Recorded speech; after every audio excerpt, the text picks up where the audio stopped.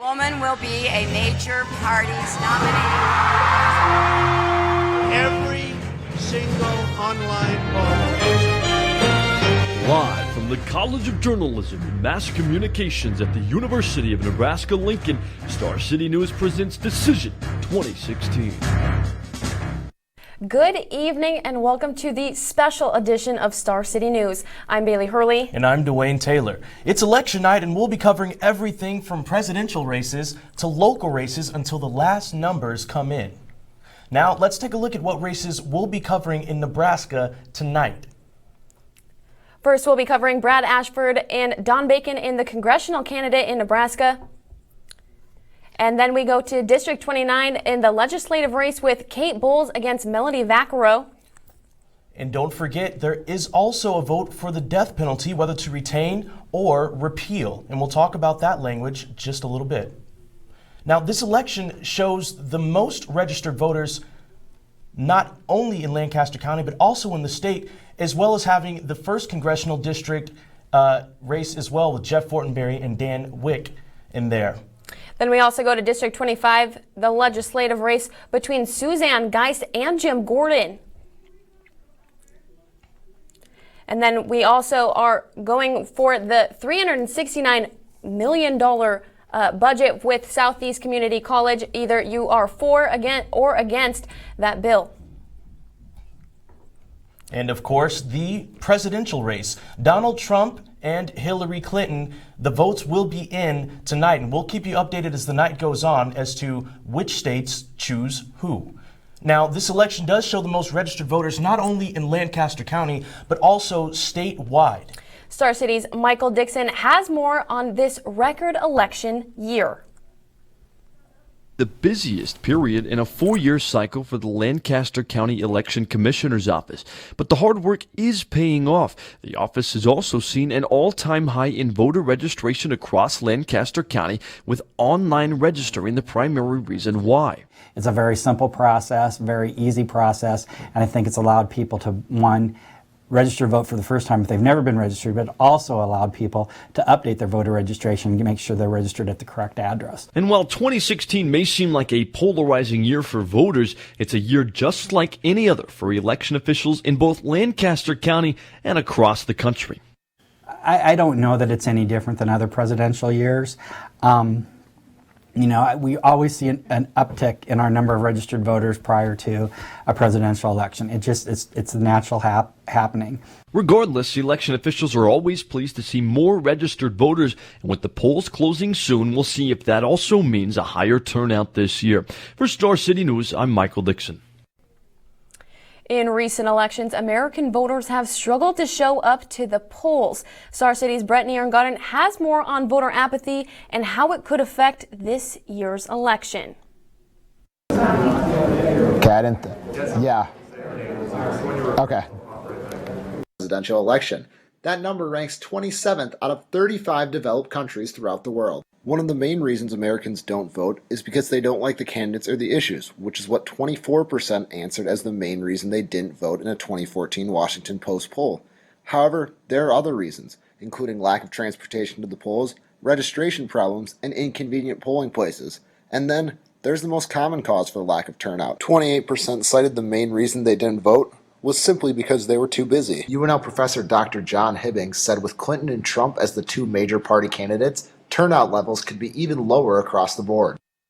Well, it's true. I mean, these are some of the highest negatives we've ever seen for both candidates, as has been widely reported. So one would think that that would drive down turnout a little bit. There might be some people who, let's say, are traditionally pretty strong Republicans that just cannot bring themselves to vote for a guy like Donald Trump, and there'll probably some on the other side. Maybe Bernie Sanders supporters who just have tried but have not warmed to Hillary Clinton and would rather sit this thing out. Another UNL political science professor, Dr. John Gruhl, said if voter turnout was lower because of the two candidates, that would favor Donald Trump over Hillary Clinton. The reason being is Clinton has a lead in the polls, much thanks to the boost she's gotten from Bernie Sanders supporters. However, Sanders supporters are generally younger, and younger people, millennials specifically, have always had trouble voting. In 2012, they had the lowest turnout of any Democratic demographic tracked by the United States Census Bureau at 45%. Reporting for Star City News, I'm Brett Nierengarten. Now, 30% of UNL's student population is made up of out-of-state students, and those students have a different process to get their vote in. Star City's Brett Nierengarten is live with Emma Olson in the newsroom with more. Out-of-state voting was an issue for many UNL students, and that issue was magnified with those UNL students because 8,000 of the 25,000 students at Nebraska are from out-of-state. And now joining me to talk more about that is Star City's Emma Olson.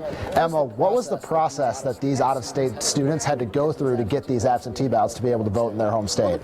Well, the process is going to be a little bit different for each of the students based on their home state. But overall, the student does have to request an absentee ballot. They have to get that ballot mailed back to their state by the deadline.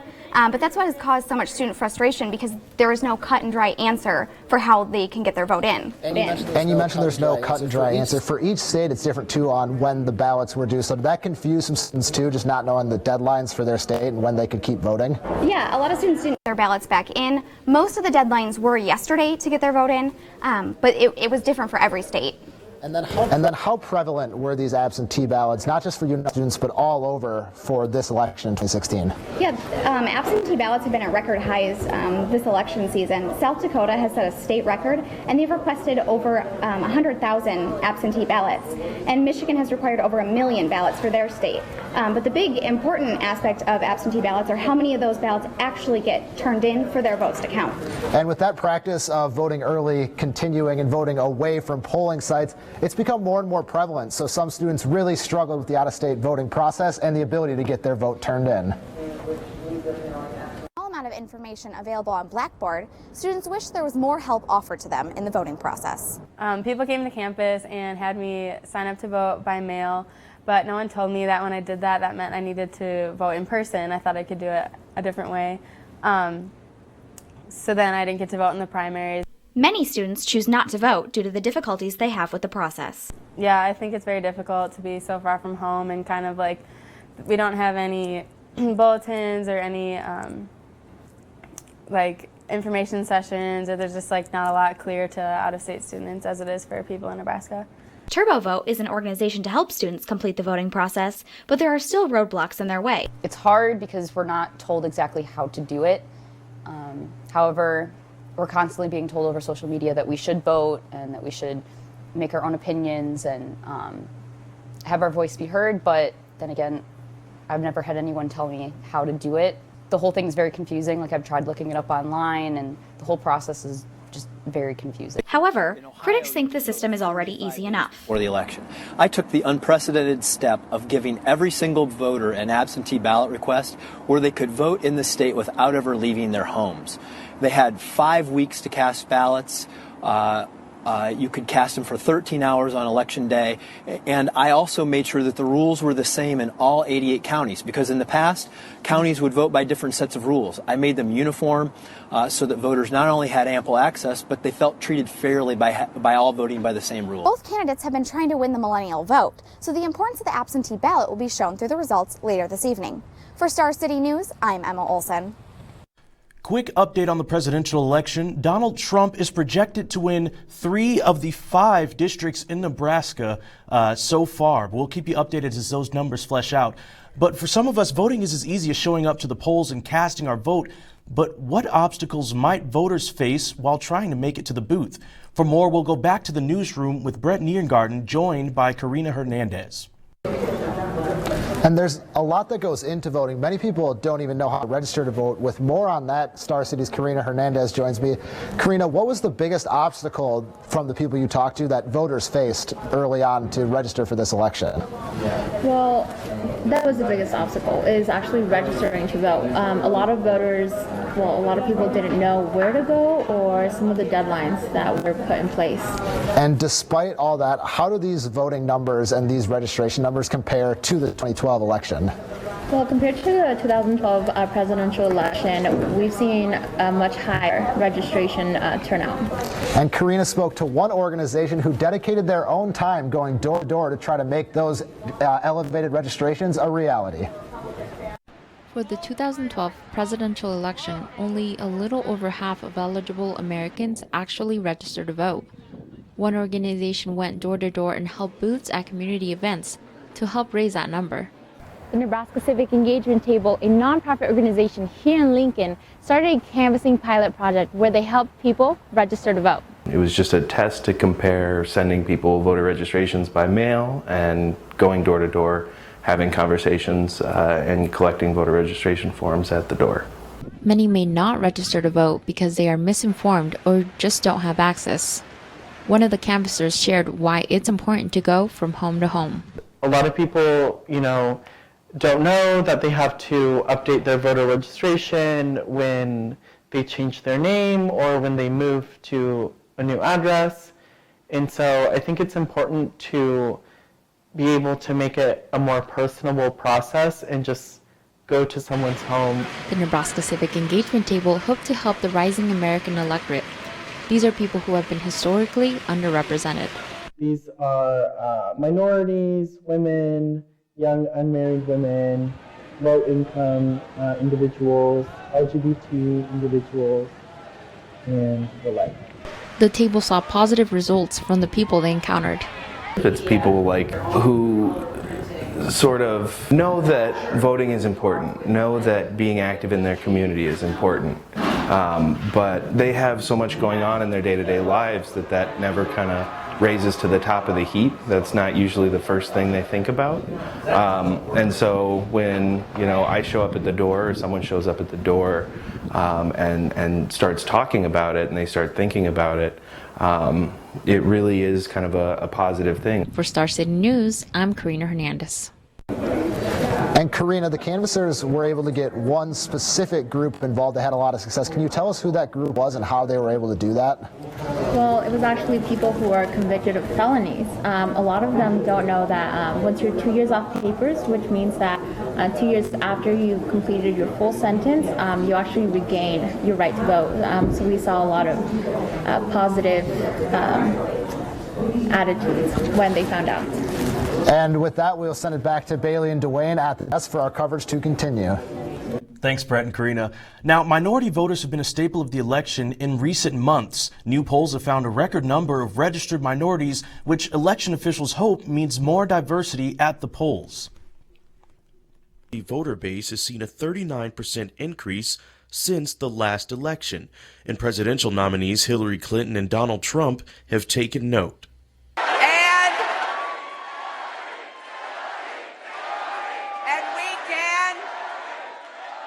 We can break down barriers for families who've seen too many black children harassed, humiliated, and even killed. Look how much African American communities have suffered under Democratic control. To those I say the following: what do you have to lose by trying something new like Trump? Throughout the campaign, Hillary is focused on minority engagement by continuing her message of building strong families and supporting women in the workplace. Trump has narrowed his focus to safety and rebuilding of the African American community. The message is felt here in Nebraska, too, where in 2008 Barack Obama won the 2nd District electoral vote, reinforcing the message that minority voters are present. And if you know who you are and you know who you stand with and what you're fighting for, then you can reach out across the aisle and try to find common ground. And for this election, it looks like that common ground is acknowledgement of minority voices. The most important thing for me is acknowledgement. So, both candidates have their flaws, obviously, but I respect Hillary Clinton more as a person because she acknowledges the fact that there are racial injustices. The most important thing is just making sure you have your voice. Don't do something just because someone told you to. Make sure you do your research, look up the presidential candidates, look up what they believe in, and just do what you think is best. Now, Dwayne, can you give us a little bit of an update of where you think the black vote is going to go tonight? Well, it looks like about 80% of the black vote is leaning towards Hillary, and that number fluctuates about by about 2 or 3 points, negative or positive. But what's really interesting about that is that there's about 7.5 million more minority voters as a total package than there were in the 2012 election. So it looks like that's going to start really helping elections as we move forward in American history. And we will have more on the minority vote with blacks, Latinos, and everybody. Will have experts coming in a little bit later tonight to give you more numbers and things like that. And while it may seem obvious, the primary focus tonight is the nation's electoral map. And with an in-depth look on the Electoral College, Michael Dixon joins Star City's Brett Nierengarten in the newsroom. Brett? Does matter. It all comes down to the electoral vote. That's really what decides the presidency. Michael Dixon joins me. He's been studying the Electoral College for weeks leading up to this. Michael, everyone knows what the Electoral College is, but no one really knows quite how it functions and everything that goes into that. Can you go into that a little bit for the people who don't really know? Yeah, the most fascinating thing about the Electoral College is that it simply exists to try and give some of the states with a lot more of the population more of a say in the election altogether. It's existed since the Constitution was implemented all the way back in 1789. But the most fascinating thing about the Electoral College is how it can swing momentum-wise. Right now, for instance, if you're following Donald Trump, it looks pretty good for Donald Trump, but there's still so much more out there. It's way too early to make any sort of call, so it's difficult to look at it what it is, or at least for what it is right now. But at the same time, the way that the momentum swings with the Electoral College, we could have flip-flop all night. You've talked about Donald Trump and what he needs to happen. You'll be tracking this all night. You'll be monitoring the Electoral College all night. What are some potential scenarios? Who does Donald Trump need? What states does Hillary Clinton need? How does this play out for the path to 270? Well, when we first started looking at this, we thought that Trump really needed Florida. We thought he really needed North Carolina. It looks pretty good right now in Florida. Still too early to make a call, at least as of right now. But at the same time, he looks really good in Florida. Doesn't look so great in North Carolina, but one of the most interesting things that's developed tonight is how Virginia has developed. We're looking at Virginia right now, and if Trump loses North Carolina, but at the same time he gets Virginia, then it's almost like a wash completely. Both North Carolina and Virginia very similar with their amount of electoral votes. So at that point, we start looking westward, and that is where Hillary Clinton started to try and build her quote-unquote blue wall. She looked at states like Ohio. She looked at states like Michigan. She looked at states like Minnesota, knew that she had to win those states, had to keep those states to keep Trump from overcoming her and getting to 270. So right now it looks good for Trump, where he's sitting with Florida, maybe not North Carolina, but the way that he's performing in Virginia, if you're following Trump, you have to like where he is right there. But at the same time, Hillary still has part of that quote-unquote blue wall out in the Midwest and even out there in the western states that look pretty good at this present moment. But as I said, though, the way that the momentum swings in the Electoral College makes this way too early to call, and we're going to see a lot of changes throughout the night. And with all of those scenarios in mind, Michael took a deeper look at the Electoral College and the function it serves in American politics. 4. Citizens of the United States don't directly elect their president. Instead, the election goes through the Electoral College, a system of electors who will pledge their vote on election night based on the popular vote in that state. The Electoral College has been around since the Constitution was implemented in 1789 after the original Articles of Confederation were much too confusing to be considered a legitimate source of government for the United States. After it was clear the framers of the Constitution wouldn't adopt a popular vote system, Pennsylvania's James Wilson and 10 other framers were tasked with figuring out a system that would rightfully determine the country's next president. And while it may seem complicated, the concept is relatively simple. Bigger states like California and Texas have a bigger impact on an election than smaller states like Vermont and Rhode Island, simply because the states are bigger and have more electors. For reference, here's a peek at the final tally after Barack Obama's re-election in 2012. And now here's a peek at a cartogram which resizes the states based on their individual impact on the Electoral College. George W. Bush of the state of Texas has received for President of the United States 271 votes. Al Gore of the state of Tennessee has received 266 votes. Across the United States, there are 538 members of the Electoral College, and a candidate must reach 270 electoral votes in order to win the presidency. If neither candidate reaches that figure, the decision would then go to the House of Representatives, although that is extremely unlikely. But regardless of how it happens, the most important thing is to keep your eye on the electoral tally tonight. If one of the candidates hits 270, the night is all but over. For Star City News, I'm Michael Dixon. I now welcome on our other electoral expert, Matt Rigby. Matt, you've been monitoring the map all night and all month for that matter. There's one state's electoral race you really think we should be paying attention to. What are you looking at there? Right, Brett. I think a lot of the attention's being paid, and rightfully so, to the eastern states early on in the night. But as we move towards the west, Mike was just talking about it, as we move towards the west and we see some firewalls start to build up, keep an eye on Utah. Utah is a state that since 1976 has not voted anything but Republican. There's a third-party candidate, Evan McMullen, who's really made noise in that state and in polls as well. In the past, I don't know, month or so, polls have kind of widened a little bit for Donald Trump in Utah in the last maybe week. But Evan McMullen, as a third-party option in a state that's highly Mormon, he's a Mormon himself, has really materialized and really could throw a wrench into the whole race tonight. So what kind of chance do you actually give McMullen? You mentioned Trump kind of pulled away, but for a while it was really a three-way tie between Clinton, McMullen, and Trump coming in. That's tough. I mean, it's hard to say how much, and I hate to totally pin this on one demographic, but I think McMullen kind of coalesced the Mormon group, the Mormon bloc of voters in a highly Mormon state, and it's hard to say how much they are going to vary in their vote. I'd say conservatively, I give him a 50% chance, and maybe more liberally a 30 to 25% chance. But even to have that at all, it has caused some models around the entire country to estimate that there's a 1% chance that we might not even have a single candidate get to 270 votes, and that would be because largely of Evan McMullen.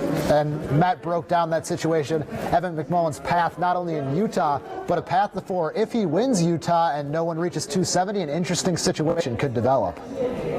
Pennsylvania's in that category. You see a light red 270. Anyone who has followed the presidential election at all has had the number burned into their brain by now.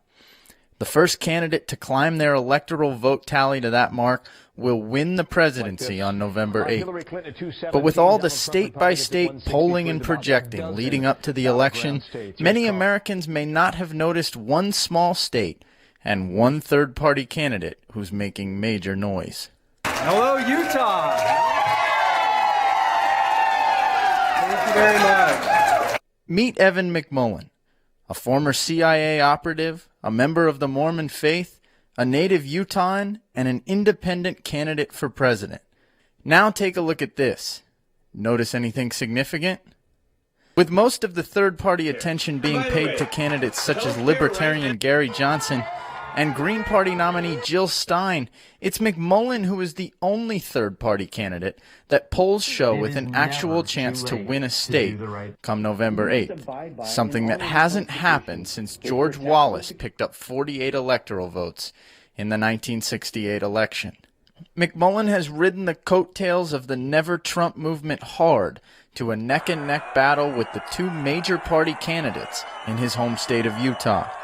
That movement was cultivated largely by Republican Party elites, such as former Utah Governor Mitt Romney, and it left Utah Republican voters searching for an alternative, something they may have found in McMullen and his running mate, Mindy Finn. Yeah, Mike Pence said that voters should come home to Donald Trump, which I think is ridiculous because conservative voters can never be at home with Donald Trump. Donald Trump has invited Vladimir Putin in to influence our elections and undermine our elections and our democratic institutions. He's attacked people for their race and religion and their gender. This is not what real conservatives stand for, and it's not what principled conservatives in the Mountain West and in Utah stand for. So there's no going home to Donald Trump for true conservatives. But what about the other 49 states?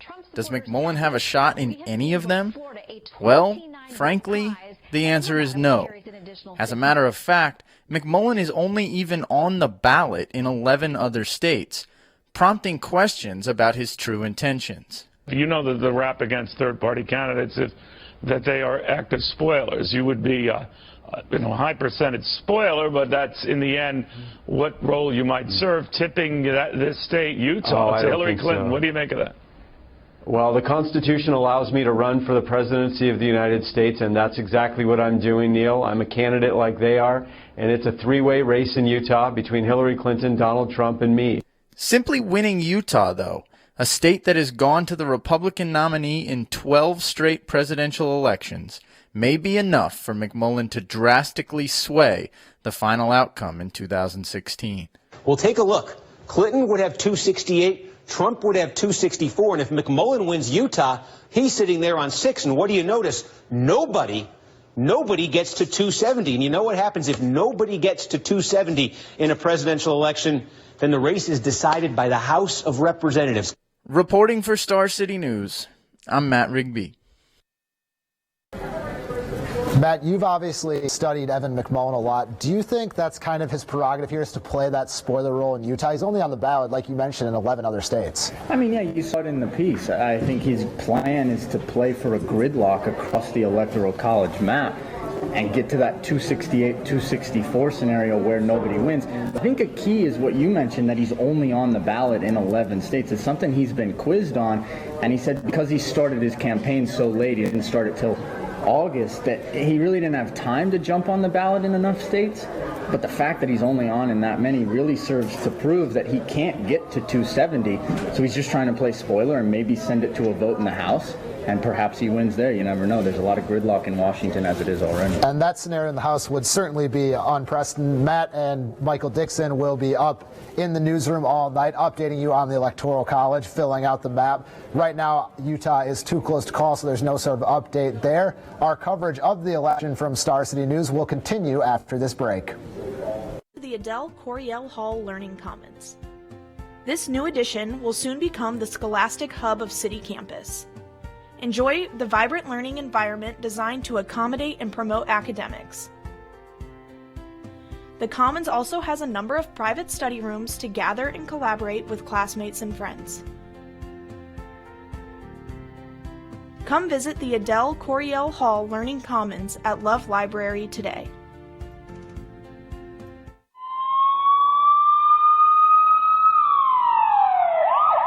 One wrong choice can make you feel like the walls are closing in. Sometimes, you don't know where to turn. Student Legal Services is here for you when those situations strike.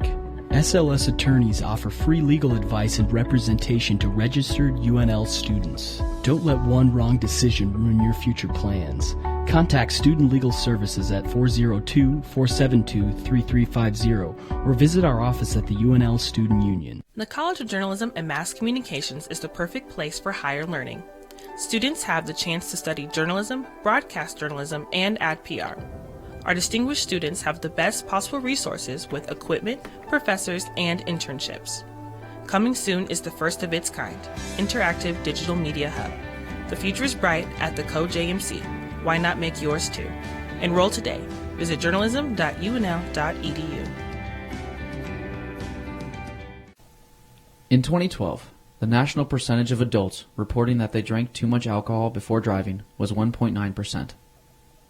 In that same year, Nebraska adults reported 3.4%, nearly twice as much as the national average.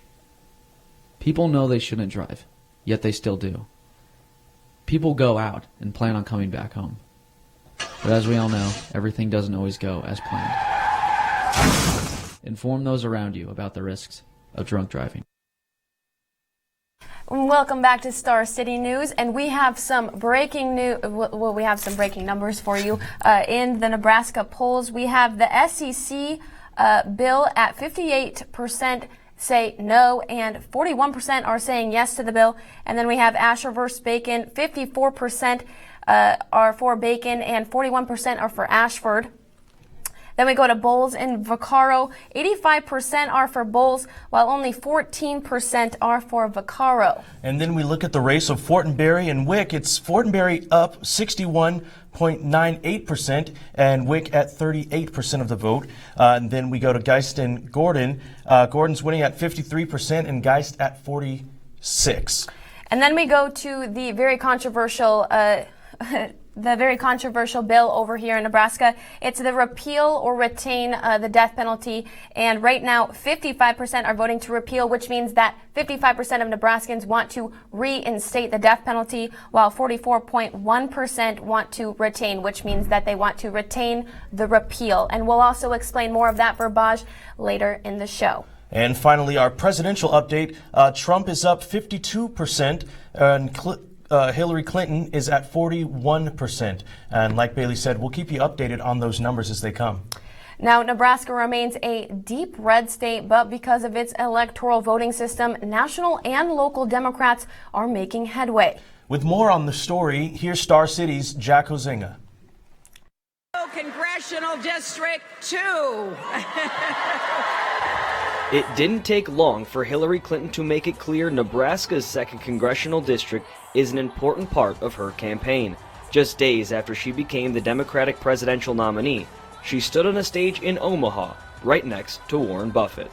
I will, shortly after I become president, sometime as soon as I can arrange it, come back here, and Warren and I will dance in the streets of Omaha together.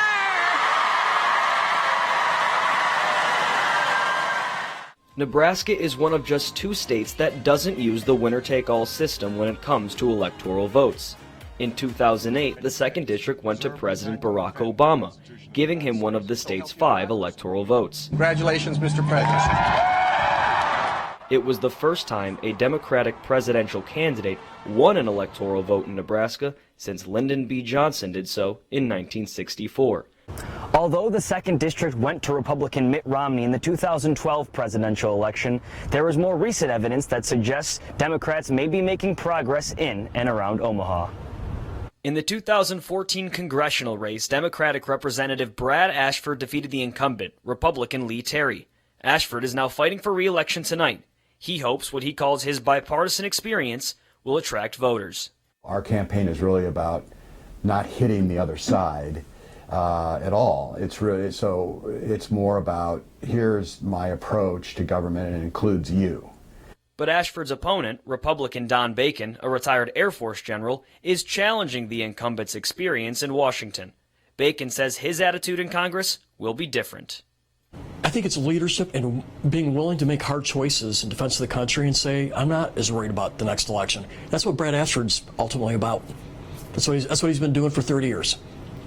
Bacon says that leadership comes from his time serving in the U.S. military and overseas in the Middle East. He says that gives him an advantage in pushing policy. He says he traveled there. Yeah, I lived there. I've been there 4 times deployed, living in tents, living behind sandbags. I've been on the receiving end of Iranian rockets and missiles. I think these experiences are good when you're developing policy in Congress. Ashford, on the other hand, has focused his latest work toward helping those in need in Nebraska. His latest accomplishment? The construction of a new veterans medical facility in downtown Omaha. This will do a lot, and to help get veterans the treatment they need quicker, and in a much more pleasant environment, and they're entitled to that. Both candidates say that they are confident in their campaigns as the election season comes to a close. For Star City News, I'm Jack Housingay. Nebraska's 1st Congressional District has been represented by Jeff Fortenberry since he won in 2004. The incumbent Republican is running for his 7th election up against Dr. Dan Wick of Norfolk. Star City News' Lucas Bond breaks down this David versus Goliath race with Brett Nierengarten live in the newsroom. I'm now joined by Lucas Bond, who's covering that 1st Congressional District race. Lucas, Fortenberry is really being challenged by a political outsider in Dan Wick. Who is Dan Wick, and how has his campaign been going so far? You know, he's a practicing medical doctor. He still works about 70 hours a week, which is really making it hard for him to raise any money. Right now, he's got about $75 in total donations. He has put in about $11,000 of his own money, but that can only take you so far, in a 1st district race. How has he been able to continue a campaign all the way up until Election Day with $11,075 in hand, and that's it? He has really been pushing things on social media. He's been able to reach thousands of people within his own district, and that truly is how he's getting his name out, is through social media and word of mouth. He's been meeting with a lot of people, and he's been pushing his name every way that doesn't cost money. And with that, there's more on Dan Wick, courtesy of Lucas. Recent trends show Jeff Fortenberry with a strong lead over Dan Wick in the race for Nebraska's 1st Congressional District. But the Democratic challenger is confident. Let me predict that on November 9th, the headline is going to be a total surprise to everybody but me. Wick still works full-time as a doctor. He's new to politics, unlike his opponent, who took over in 2005. Those two things make it hard for him to raise any money, but he's still found a way to get his name out there. The fastest growing media for communication is Facebook, because millennials are on Facebook. Teenagers are on Facebook. Women are on Facebook. The fastest growing segment of people on Facebook are people over 65. According to the Federal Election Commission, Fortenberry's campaign raised over $1.6 million this election. Wick, on the other hand, has contributed some of his own money, but has only raised $75 in donations. Instead of TV and radio ads, he has to capitalize on the impact social media has in today's world. Now, I'd say 100 to 200 a day would be great, maybe 1,000 a day. I'm getting 2,000 hits a day on my Facebook, and right now I've got 220,000. That's 220,000 hits on my Facebook page out of the 320,000 people that are in District 1. Still, Fortenberry is expected to get around 70% of the votes, as he did in the previous two elections. Fortenberry's campaign team didn't respond to any of my requests for interviews, and their campaign office at the Cornhusker Hotel is the only one to call me back. Dan Wick's campaign team is just him and his wife, and they were excited to meet with me. So while the challenge is cut out for Wick, you said that I'm the underdog. I agree. He believes it's time for a change. His main policy? Healthcare. Wick wants a single-payer, Medicare for all healthcare system, while Fortenberry wants to expand the role of health savings accounts, helping people save money instead. So will it be newcomer Dan Wick, or will Jeff Fortenberry make it 7 terms in a row? Covering Nebraska's first congressional race for Star City News, I'm Lucas Bond. And Lucas, you reached out to Fortenberry's 4 offices. He obviously runs a very large operation. You didn't hear back from him for comment on that story. Why do you think that is? Well, you know, I got a hold of Dan Wick, and he met up with me that day. He was actually in Lincoln, so it worked out great. And as I was leaving, he commented how hard it would be to get reach of Fortenberry. I thought that was maybe some political back and forth, but I, kind of realized this is his 7th race. He already has his name out there. He's already got the money. There's no reason that he needs more exposure. He doesn't need to get his name out, so it's not as big of a priority for his campaign. And with an update on another race upcoming, Bailey and Dwayne have more at the desk. There's a tight race in the Lancaster County to keep an eye on. With more on the story, here's Star City's Seth Cordy. As the May primaries in Nebraska showed, every vote counts, especially in the District 25 legislative race between Suzanne Geist and Jim Gordon. Just a mere 418 votes separated Republican Suzanne Geist from Democrat Jim Gordon during the May primary voting for the District 25 legislative seat.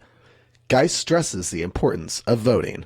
It's extremely important. In any close race, it's important, but I would say in my particular race, there's such a difference in the candidates that it's really good to do your research, find out what each candidate thinks and what agrees with how you line up politically, and then go from there. The candidates will vie for the spot left open by the incumbent Kathy Campbell, who as a Republican has endorsed Democrat Jim Gordon. Geist, a Republican small business owner who has the support of Nebraska Governor Pete Ricketts, says she has one major initiative for her campaign. I am really interested in working to curtail government spending. I think government spending both nationally and not to as great of a degree statewide by any means, but it's certainly rising at a fast pace. Looking at controlling the level of government growth is a huge priority for me.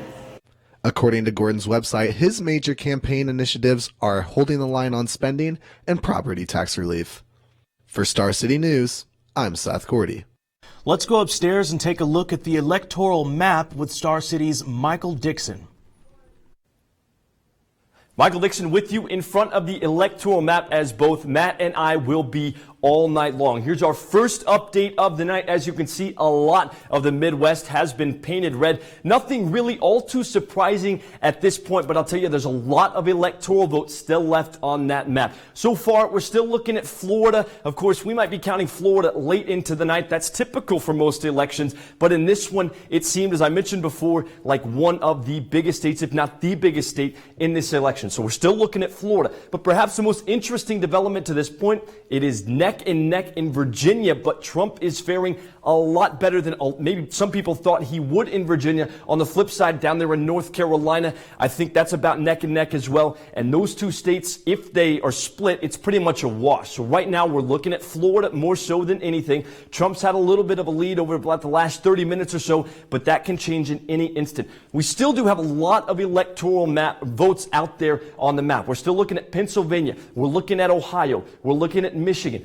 All these states carry very heavy weight in the Electoral College. They are very desirable states for both Donald Trump and Hillary Clinton. And at this point, all of these states are too close to call. But in the next hour, hour and a half, hopefully we'll start painting some of these states either red or blue, and we'll get a better narrative as we move westward into the night. That's all I got for you. We'll be in front of this map all night long. But until then, back to you at the desk. Thanks, Michael. Now, tonight's presidential election holds more importance than normal for the Supreme Court. Star City's Matt Rigby has more.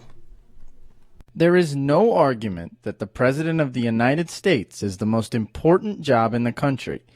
But in an election cycle that has ranged from this... It's Rubio! ...to this. And every time they say these things, like, oh, you know, the Great Recession was caused by too much regulation. You know? It's another of the three branches of government that hasn't received quite the same coverage.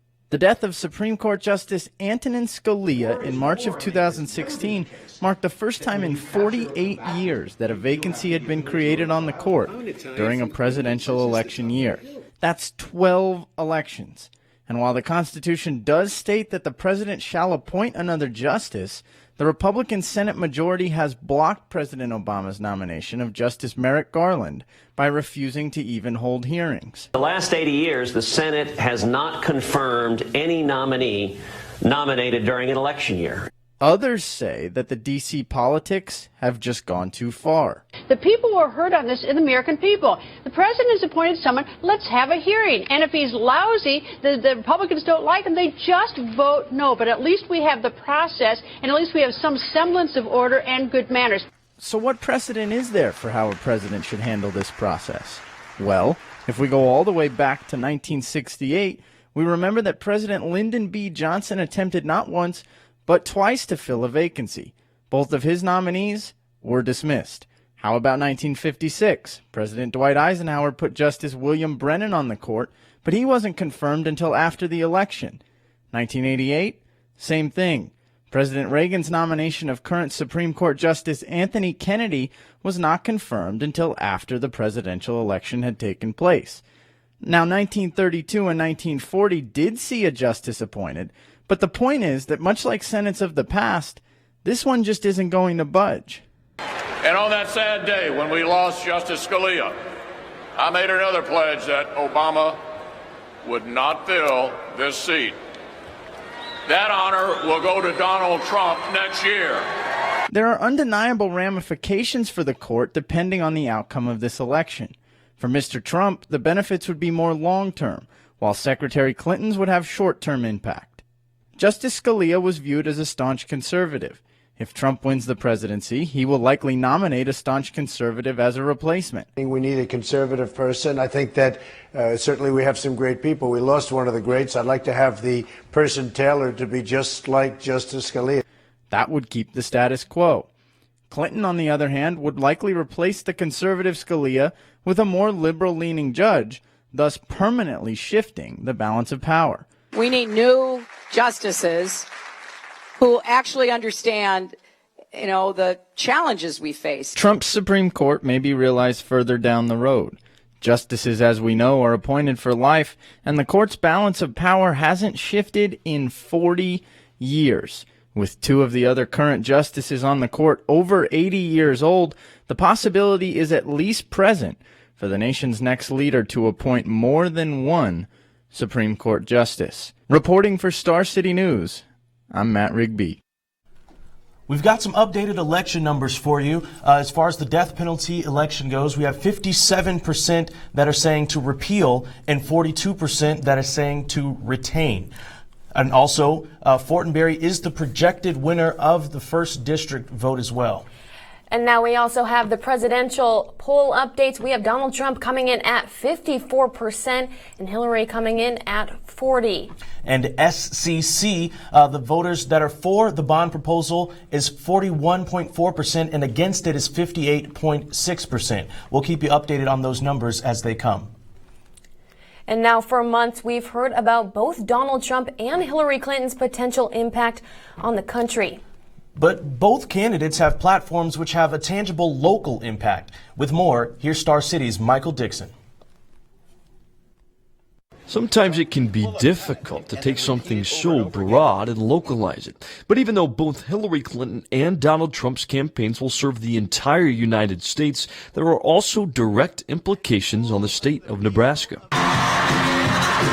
Endorsed by billionaire philanthropist Warren Buffett and State Senator Burke Harr, Clinton's stance on prison reform has perhaps the most direct impact on Nebraska, a state riddled with prison overcrowding. There is something wrong when a third of all black men face the prospect of prison during their lifetimes.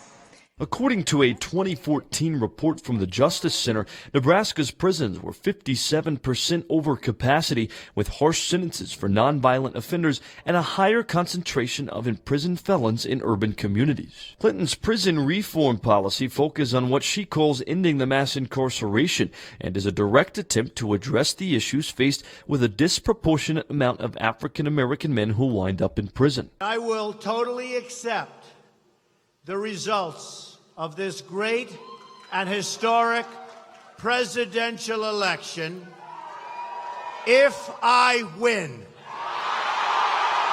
Flip side, Donald Trump's campaign is one that focuses on many different issues that may directly impact Nebraskans, and Trump's insistence on clean, homegrown energy also includes reviving the Keystone XL pipeline. An 1,100-mile project which would help expedite the process of sending Canadian oil to U.S. refineries. Many Republicans have made public their support for the pipeline's expansion, and after years of speculation and debate, still nothing has been fully approved. Trump, back in 2015, stated his desire to approve the pipeline as soon as he was elected. What will you do with that? So the Keystone Pipeline, first of all, I'd approve it because it's thousands of jobs, okay? I would approve it so fast. So fast. While it's still uncertain how exactly the pipeline would impact both the economy and environment, the line would run right through the state of Nebraska and has the chance to create a significant amount of jobs in doing so. Regardless, the election will always impact an individual at home, and both of these candidates have built platforms that could make a difference right here in the state of Nebraska. Heading into Election Day, of course, that's always something to keep your eye out for. For Star City News, I'm Michael Dixon. We are going to send it to our live reporter who is at the Single Barrel at the Democratic Watch Party in Nebraska. Kennedy, what can you tell us? I'm downtown in Lincoln at the Single Barrel. There are a lot of people watching this race. They're eating, drinking, and most importantly, they're watching these close votes come in. Everybody's cheering and clapping as the electoral votes come in, as the popular votes come in. There was booing for a while when Nebraska decided to go red with Donald Trump. Now they're going to be here all night as votes come in, and I'll be here all night as well. So stick around and keep on watching Star City News.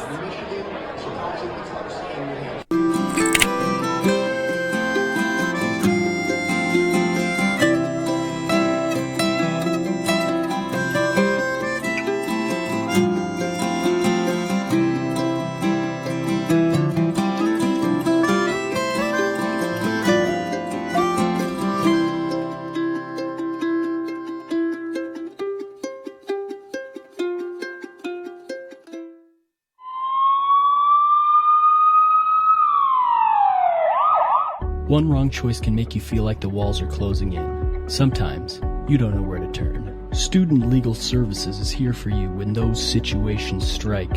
SLS attorneys offer free legal advice and representation to registered UNL students. Don't let one wrong decision ruin your future plans. Contact Student Legal Services at 402-472-3350 or visit our office at the UNL Student Union.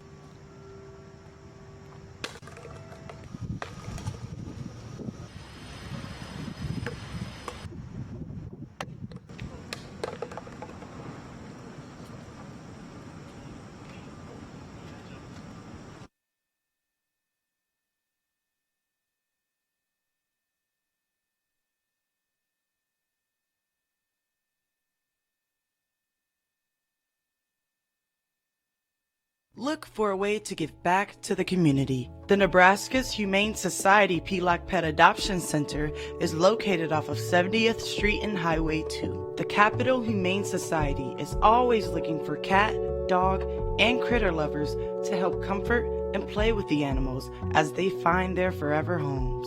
Stop in or go to www.capitalhumanesociety.org to learn how you can give back to the community today.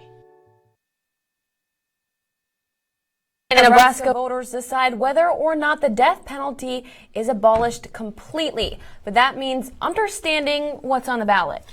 Yeah, the language could be confusing, whether or not to retain or repeal. Now, a vote to retain would actually eliminate the death penalty by keeping the bill passed by lawmakers last year. And a vote to repeal keeps the death penalty available by removing the same bill.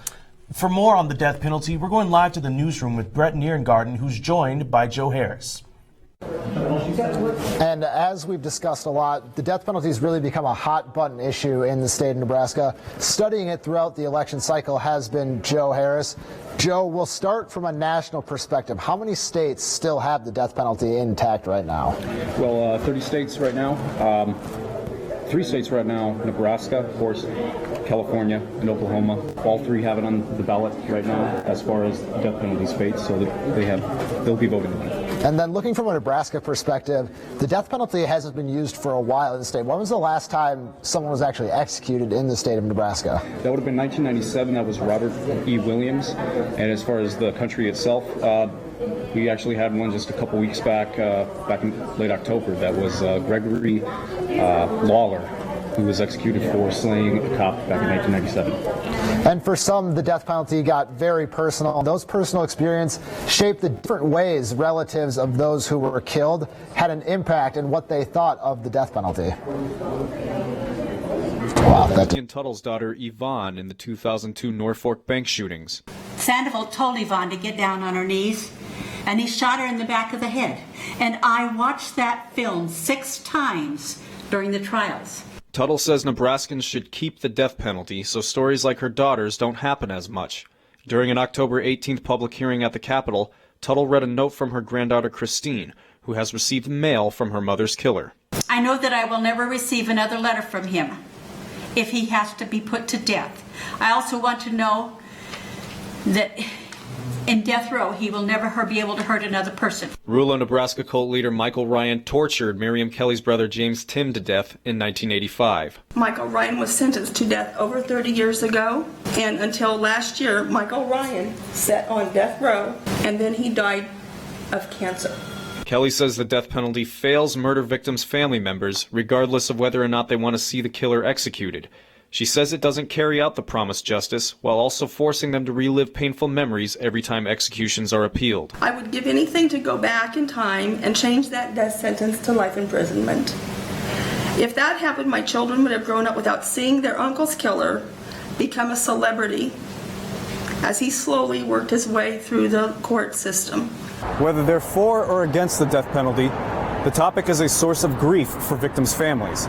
But this may be the last time the issue comes up, because on November 8th, Nebraska voters will get to decide on the death penalty's fate. Oh, Sir Smith. In 2015, state lawmakers passed a law abolishing the death penalty. Referendum 426 has put that law on hold, and Nebraskans will vote whether to retain the law or repeal it.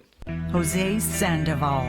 Murdered. Nebraskans for the Death Penalty is one of the sponsors of Referendum 426 and urges voters to keep the death penalty by voting to repeal LB 268. The organization wasn't available for comment, But Senator Mike Groney, who also supports the death penalty, says its purpose is not retribution, but rather serving justice to those who commit the most heinous crimes.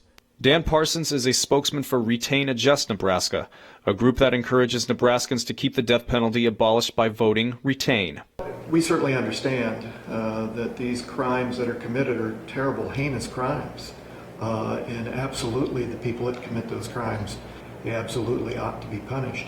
We believe firmly that the death penalty is a false promise to Nebraskans.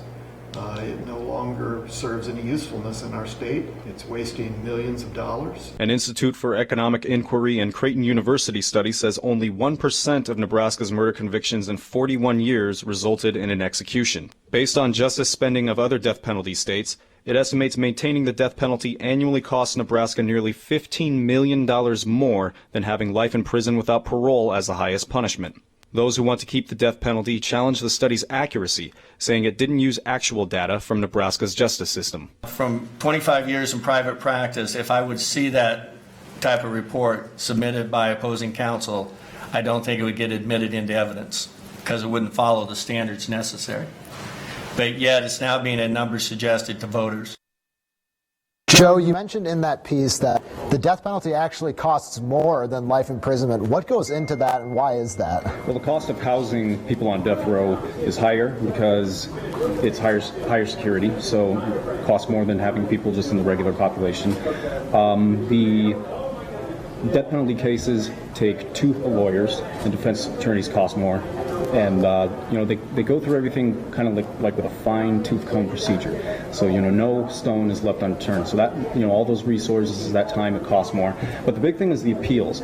Capital cases have something that other criminal cases do not, and that is they have a direct appeal, which means if someone's sentenced to death, it automatically goes to the state Supreme Court, where they review whether there was any misconduct or misjudgment in that case, and then they can take it on up to the U.S. Supreme Court. After that, it just becomes, the regular appeals of any criminal cases about, new findings, new evidence that's presented forward. And in those appeals, the death penalty can actually be used as more than just the physical punishment of death, correct? That's a big thing. It's used as a tool by prosecutors in the plea bargaining process that, they make deals with people. Hey, if you say you plead guilty to this crime, we will take the death penalty off the table. You don't have to fear being sentenced to death. And that in exchange for, they say that costs less because, you have less lengthy cases, less court time, that kind of thing. The other side, they oppose that kind of thing. They oppose, using that as a tool because they don't have to look very far. Beatrice 6 was a big case where 6 people were wrongly convicted of murdering a woman in Beatrice. 5 of them falsely confessed to the crime after being threatened with the death penalty. And now they recently sued Gage County and were awarded $28 million for that. Thanks, Joe. As it stands right now, early voting polls are showing Nebraskans in favor of the death penalty. We'll send it back to Bailey and Dwayne as our coverage continues on Star City News. Thanks, Brett. Now we have some updated numbers on the death penalty votes. Right now, 55.8% are for the death penalty, and now which means that they want to reinstate it, and now 44% are against it. Now, Harold Ote was the last death row inmate in Nebraska to be executed by electric chair in 1994. But he's only the 3rd person to be put to death in the state since 1959. Since no one has been executed by the state in 19 years, the controversy remains on whether or not Nebraska needs the death penalty. Star City's Tommy Razach has more on our story.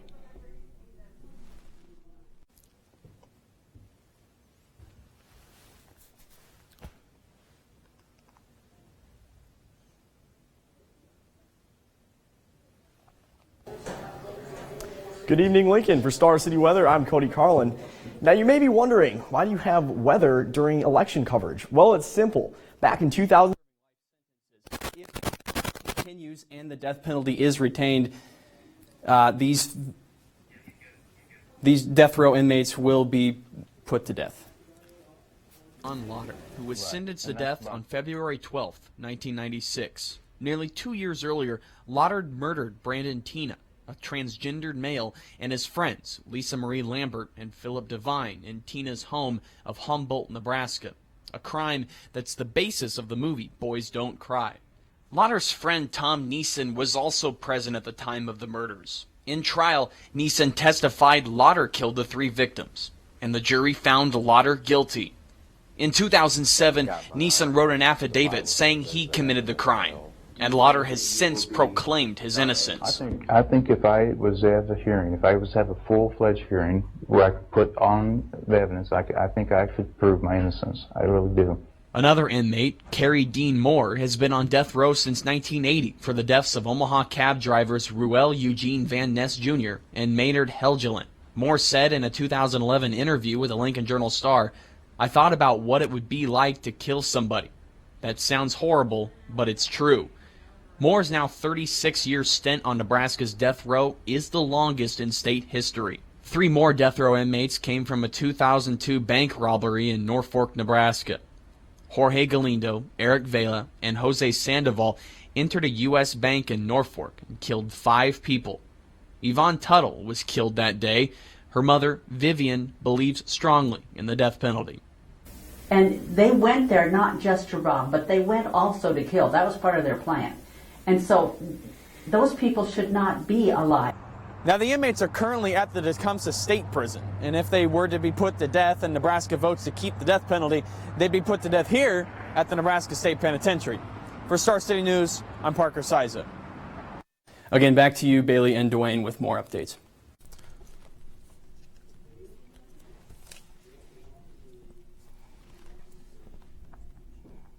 Thank you, Parker, for that story. Now we are going to talk with one of our reporters who did an extensive research into the Walking Willie Otey.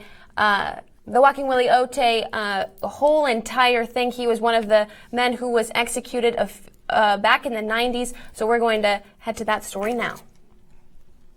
The most stressful assignments I ever had in my life. Leslie Reed was a reporter for the Omaha World Herald beginning in 1990. She was one of 5 journalists at the Nebraska State Penitentiary in Lincoln when Harold Lamont Otey was put to death by electric chair on September 2nd, 1994. We had 2 jobs, actually. One was to meet the condemned man and hear his final words, if any, and the other was to watch the execution as it progressed and to account for how it went. Reed describes the scene as surreal. I would say I was probably within 10 feet, maybe. They had the helmet and the headgear on him. And I remember being that helmet and headgear was, it struck me, I guess. It was because, it kind of was scrunched down over his head and it looked uncomfortable. Walkin' Willie Otey was convicted in 1978 of the rape and murder of 26-year-old Jane McManus. He broke into her home at 6702 Pacific Street on June 11, 1977 at 3 a.m. in an attempted robbery. Otey then stabbed McManus 15 times. Otey was executed after spending 17 years on death row, becoming the first Nebraska inmate since Charlie Starkweather to be executed by the state since 1959. Economist Dr. Ernie Goss, who works right here at Creighton University, did a study earlier this year to show how much capital punishment is truly costing taxpayers in Nebraska. What he found through that 3-month process was a culmination of facts and figures that might make some voters reconsider their position on the death penalty. If you compare life without parole versus the death penalty, that the additional cost for the state of Nebraska is about $14.6 million. Goss estimates every death penalty sentence costs Nebraska $1.5 million. And this graphic from the study shows that less than 1% of all murders in Nebraska since 1973 resulted in executions. But those who favor the death penalty, like Republican congressional candidate Don Bacon, believe capital punishment is the best way for justice to be served to the most heinous criminals. I think life is very precious, and when a life is taken in a first-degree murder and you know the guilt of the individual, I think you show value to that life by punishing the person who did the murder with their own life. Christy and Richard Hargesheimer of Lincoln visited Otey when he was on death row and have long opposed the death penalty, not only due to cost, but also for moral reasons. In Nebraska, you can sit right next to somebody You can shake their hand. We can talk to them. We talk politics. We talk poetry.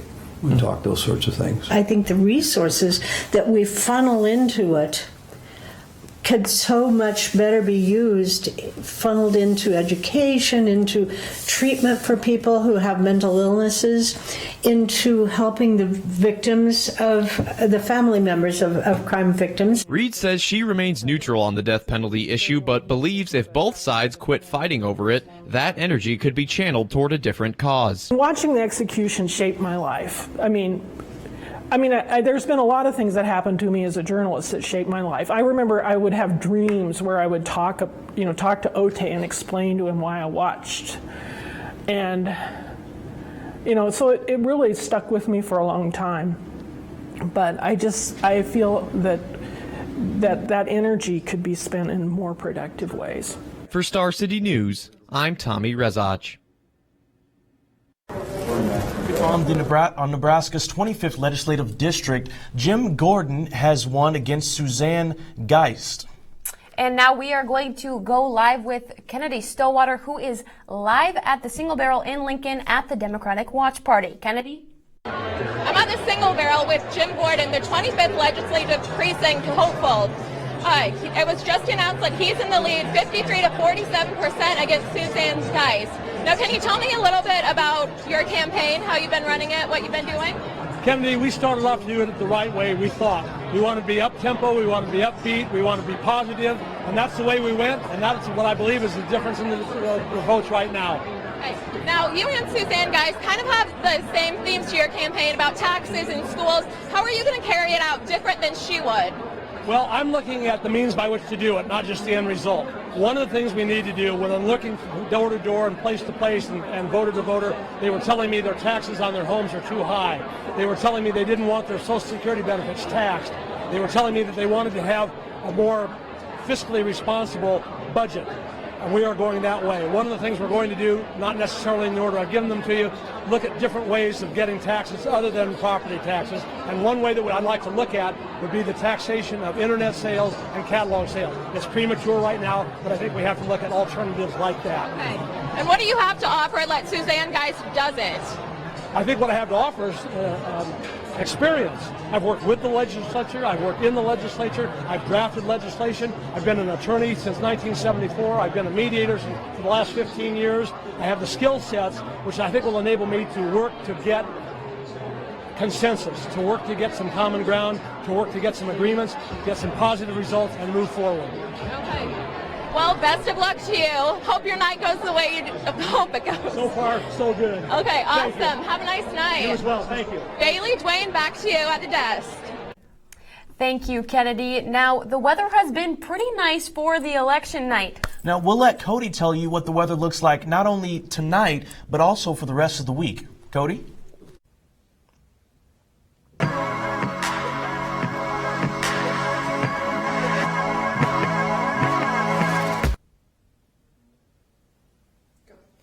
Good evening and happy election day. For Star City Weather, I'm Cody Carlin. Now you may be wondering, why are we talking about weather during a presidential election coverage? Well, it's simple. A 2007 study showed that there's a correlation between the weather and how people vote. Now, this study found that Democrats are less likely to vote during rainy, snowy, and cold conditions, giving Republicans an edge. Now, this may not seem that important to many states, but those swing states, those key battleground states, the weather can literally change history. So what about today? What was the weather like in some of those major battleground states? Well, let's take a look at Florida, one of the most important ones. Across the Sunshine State, well, it was pretty sunny, partly cloudy, but 70s. Very nice, comfortable day. Very little rainfall. If we actually look at the radar, we can see that there's only just a little bit of rainfall in the panhandle of Florida. But otherwise, most of those states saw temperatures in the 80s to low 70s, and it was gorgeous through much of the day. So what does this mean? Well, science tells us that it should favor Hillary Clinton and the Democratic Party rather than Donald Trump. So we'll have to see what happens with how the weather plays out in Florida. Now, guys, I'll be cutting in throughout the evening to give you more updates on the weather in North Carolina as well as Pennsylvania and other swing states to determine what the weather is like to see if they will turn blue or red. Back to you guys at the desk. And coming up next on Star City News, we have Dr. Bender, who is a political expert, who will give us all the answers on tonight's election. And we'll give you more poll updates, all that and more next.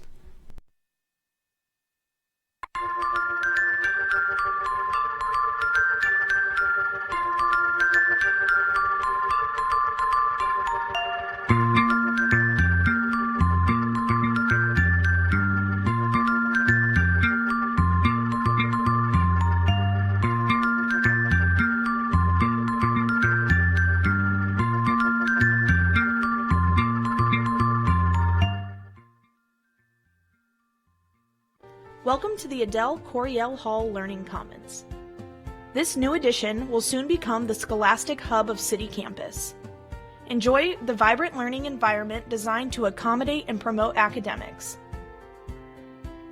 The Commons also has a number of private study rooms to gather and collaborate with classmates and friends. Come visit the Adele Coryell Hall Learning Commons at Love Library today. Donations from our supporters through Campaign for Nebraska enrich the classroom experience, advance research, fuel innovation and economic development, and enhance the campus environment. Campaign for Nebraska and the University of Nebraska-Lincoln thank our donors for gifts that write a story of success for the future.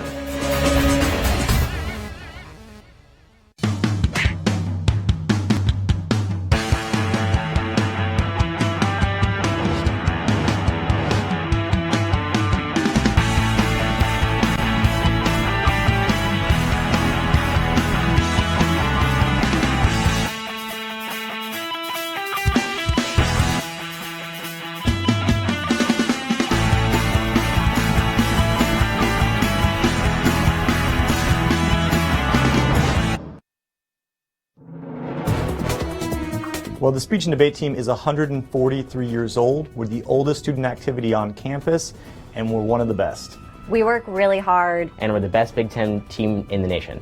We've won the Big Ten Tournament Championship 3 years in a row. And for the past 8 years, we have placed in the top 10 nationally. We have the best students, the hardest working, the most dedicated. We have the best students here at Nebraska.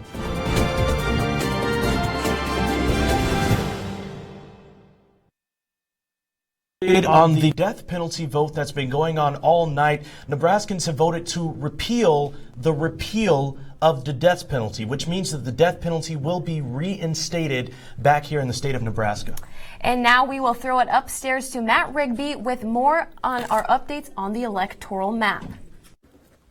We've got a call to make in the state of Virginia. Virginia has officially gone to Hillary Clinton. Of course, Hillary Clinton's running mate, Tim Kaine, is the former governor in the state of Virginia, so it shouldn't be too big of a surprise. Most polls had Miss Clinton winning Virginia, and although it was a swing state, again, we're not too surprised yet. We're still monitoring North Carolina. We're still monitoring Florida. Donald Trump has a slight lead in Florida. He's up by about 120,000 votes. Not a lot left to come in there. So if he can pick that one off, that would be huge for him. And North Carolina, he's got a slight lead as well, again by about 80 or 90,000 votes. If he can pick that one off, he will have his map set up exactly how he wants it to, despite the call in Virginia for Miss Clinton in that state. Virginia was running pretty close throughout the night, so we shall see what transpires again in North Carolina and Florida. Bailey and Dwayne, back down to you guys.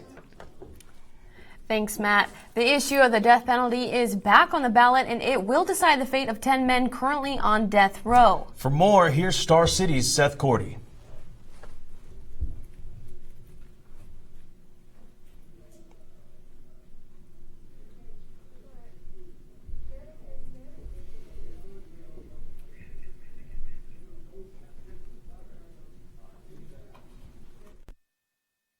There's nobody on death row in Nebraska who's innocent.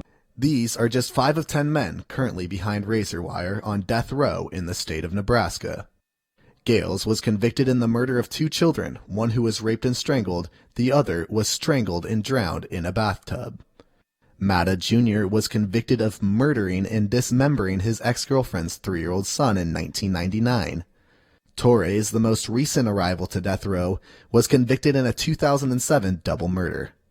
Ellis was convicted of abducting a 12-year-old girl after she got off a school bus, killing her and tossing her body in a park ravine in 2005. And Hesler was found guilty of kidnapping, raping, and murdering a 15-year-old newspaper carrier. The last time the electric chair was used in the state of Nebraska was in 1997 with the death of Robert Williams. Tonight, people will get to determine the fate of the 10 men currently on death row in the state of Nebraska. Reporting in Lincoln for Star City News, I'm Seth Cordy. As a reminder, Nebraskans have voted, and they voted to repeal of the death penalty, according to the Lincoln Journal-Star, which means that the death penalty is reinstated back here in Nebraska. Now, 2016 also marks the 20th anniversary of one man's execution in Nebraska. And for more on that, here's Star City's news reporter, Christian Folsom. On July 17, 1996, John Joubert was executed in the electric chair. 20 years later, there is no death penalty in the state. But tonight, Nebraskans have decided to repeal the repeal of that death penalty. Nebraska became the first conservative state to repeal the death penalty in over 40 years. After Governor Ricketts vetoed the bill to abolish the death penalty, the legislature overrode him with a 30-19 vote. Now it is up to the voters to decide.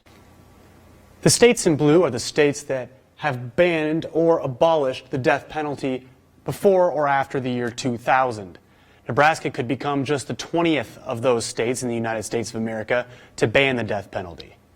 Only 37 people have been executed in Nebraska by the death penalty, and since the introduction of the electric chair in 1959, that number dwindles to only 4 men. This year marks the 20th anniversary of the execution of one of those 4 men, Jonathan Joubert. Joubert pled guilty in 1984 to the killings of 3 boys, 11-year-old Ricky Stenson in Portland, Maine, 13-year-old Danny Joe Eberly in Bellevue, Nebraska, and 12-year-old Christopher Walden in Papillion, Nebraska. Joubert was described as very intelligent but always troubled. In all 3 murders, he stripped the young boys down to their underwear and tied them up, killing them with a knife. This earned him the nicknames the Nebraska Boy Snatcher and the Woodford Slasher. Current Omaha World Herald legislative reporter Paul Hamill was one of the witnesses to Joubert's execution. So you sit down and the curtains close, and then suddenly you see the thing open, and here's John Joubert strapped into the electric chair. And I remember he mouthed like, "I love you," to this woman that he had been corresponding with. And that didn't last too long. Joubert's case was unique because he murdered in 2 separate states, one with the death penalty and one without. In Maine, he was given a life sentence behind bars with no chance of parole. However, in Nebraska, where the death penalty is a question mark now, Joubert was executed in the electric chair. You can't really see, his eyes, you can't really see his face. And then you hear this really dull thunk, and that's the charge. And you could just see his body, rearing up into this electric chair. And they did that 3 times. John Joubert's execution was a messy one. He had blisters behind his ears, burning all over his head, and burning on his legs. Some witnesses at the execution claimed to have seen smoke rising from his body as he was being electrocuted to death. Because of John Joubert's case and many other executions with the electric chair, it has been discontinued as a method of the death penalty. Now, Nebraskans need to decide whether or not to discontinue the death penalty altogether, and whether or not they'd like to join these 19 states behind me. For Star City News, I'm Christian Folsom. Now, I talked with data expert Matt Waite, who's also a professor here at the Journalism College, about the ways campaigners take what he does to benefit them in their efforts to get voters on their side based on their social media platforms, saying it's truly just a really educated guess, but it makes campaigning better than it ever used to be. They are trying to tailor a message individual to the voter that will convince them to vote for their candidate. Things that you've liked on Facebook over the years, individual news stories that have interested you, things that you have tweeted to figure out, okay, what is it we can tell this person about our candidate that's going to convince them to vote for them? And then they literally have a campaign worker go out to that person's house, knock on the door, and strike up a conversation about that topic that they think will engage that voter. Now, we live in a digital world, and candidates in 2016 developed a new strategy for targeting voters. Star City's Matt Rigby has the report. Has developed over the past 2 election cycles, and its effect on the 2016 race will likely change the way political campaigns are run forever. That something is social media. And while the literal sphere keeps moving at its regular pace, the cybersphere is setting new record speeds every single day.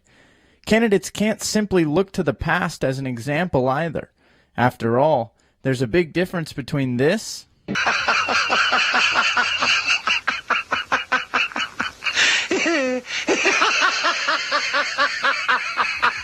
and this. But at this point, it really simply comes along with being in the public eye.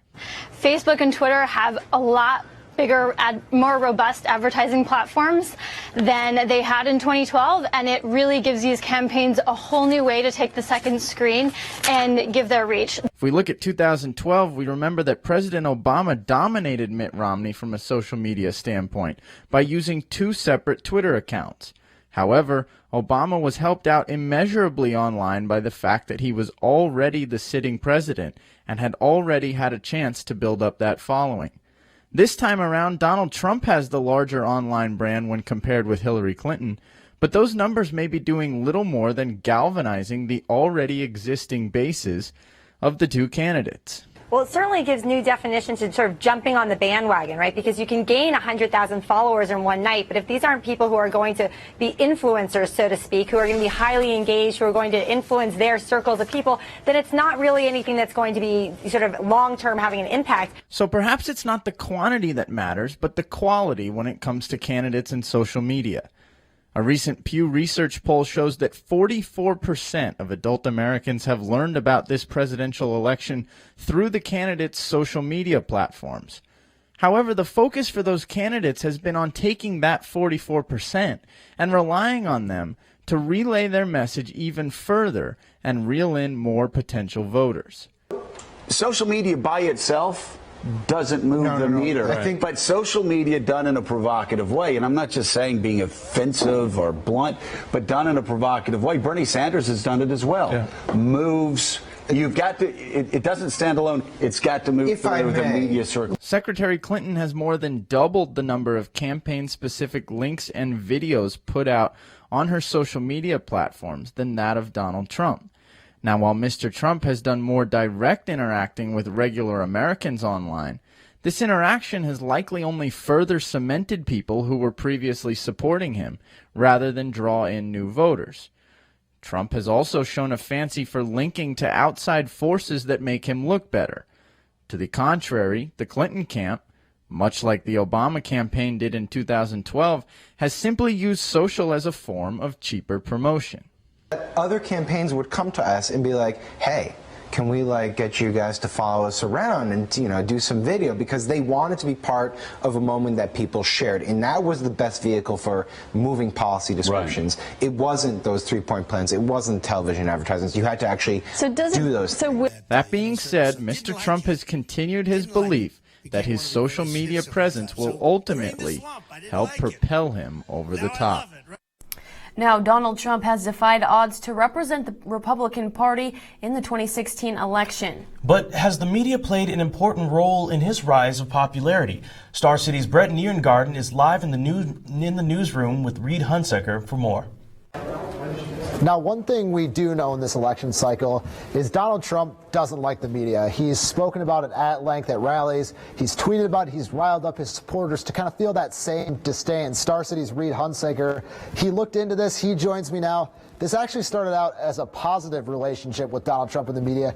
Can you talk about initially that free airtime he used to get compared to other candidates at the beginning of his campaign? You look at the New York Times, they estimated the amount of free media coverage that each candidate got. Donald Trump actually got close to $2 billion of free media advertising voting. The next closest candidate to that number was Hillary Clinton, and that was at 800 million. So less than half of the media coverage and the amount of money spent than Donald Trump. So you look at Donald Trump, he only spent $10 million personally for his campaign, and that ranks behind several other of the Republican candidates that he went up against. You talk about the likes of Marco Rubio, Jeb Bush was one of the highest in the Republican Party, Ted Cruz, Chris Christie, and John Kasich. So all of those candidates ranked above Donald Trump in campaign funding personally, and that media coverage was the difference there.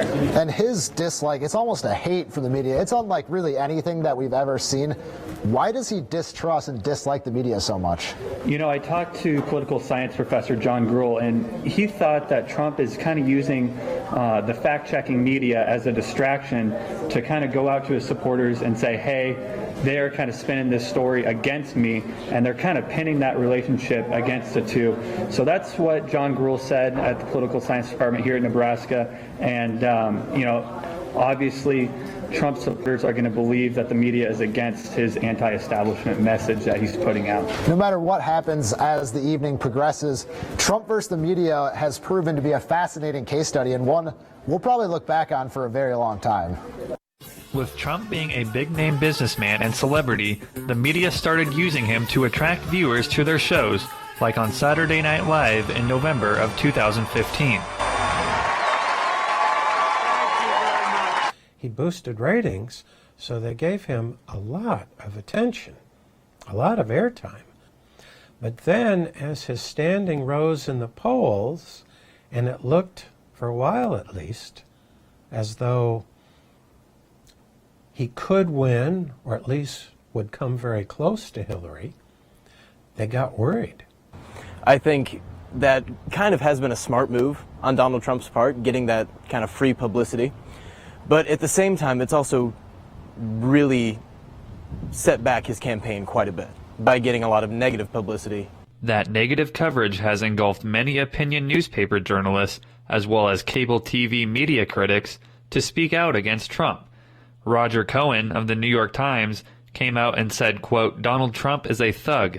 He's a thug who talks gibberish and lies and cheats and has issues, to put it mildly, with women." But there were other media critics like Sean Hannity of Fox News who believed Trump's accusations with women were not covered equally by the media. So if Hillary tweets this is horrific, we can't allow this man to become president, why did she sit silent when her husband was doing this in the White House? Now, if Trump loses the election tonight, there are rumors that he will start up his own independent media company. And with his loyal following of supporters, it may be a brilliant business move. Reporting for Star City News, I'm Reed Hunsaker. Now, read through all of this. What are journalists and people in the media saying about Donald Trump? And really, this rise of Donald Trump that we've seen tonight is continuing, and this could become something that becomes a real issue for the media and journalists in the future. Yeah, lots of opinions from the industry itself. Former Today Show anchor Ann Curry came out and said Donald Trump stepped onto the presidential stage at precisely the right moment when the media was struggling about insecurities about its future. She later went on to say, "The truth is, the media needed Donald Trump like a crack addict needed a hit." And so that's a very strong stance by Ann Curry. CBS President Les Moonves also came out earlier in this election season and say it may not be good for America, this coverage of Trump, but it's pretty damn good for CBS. And that is, pretty telling for a CEO of a big three media company like CBS to come out like that. And like I mentioned, Donald Trump looks like he's got a good chance to win this election. So this will be something, the plot really thickens there in the relationship between journalists and Donald Trump, when it could be the relationship between President Trump and journalists. With more of Star City News coverage, Bailey and Dwayne are back at the desk. Thanks, Brett. I'm now joined by Dr. Bender, who is a professor here at the Journalism College. Thanks for joining us tonight. Thank you.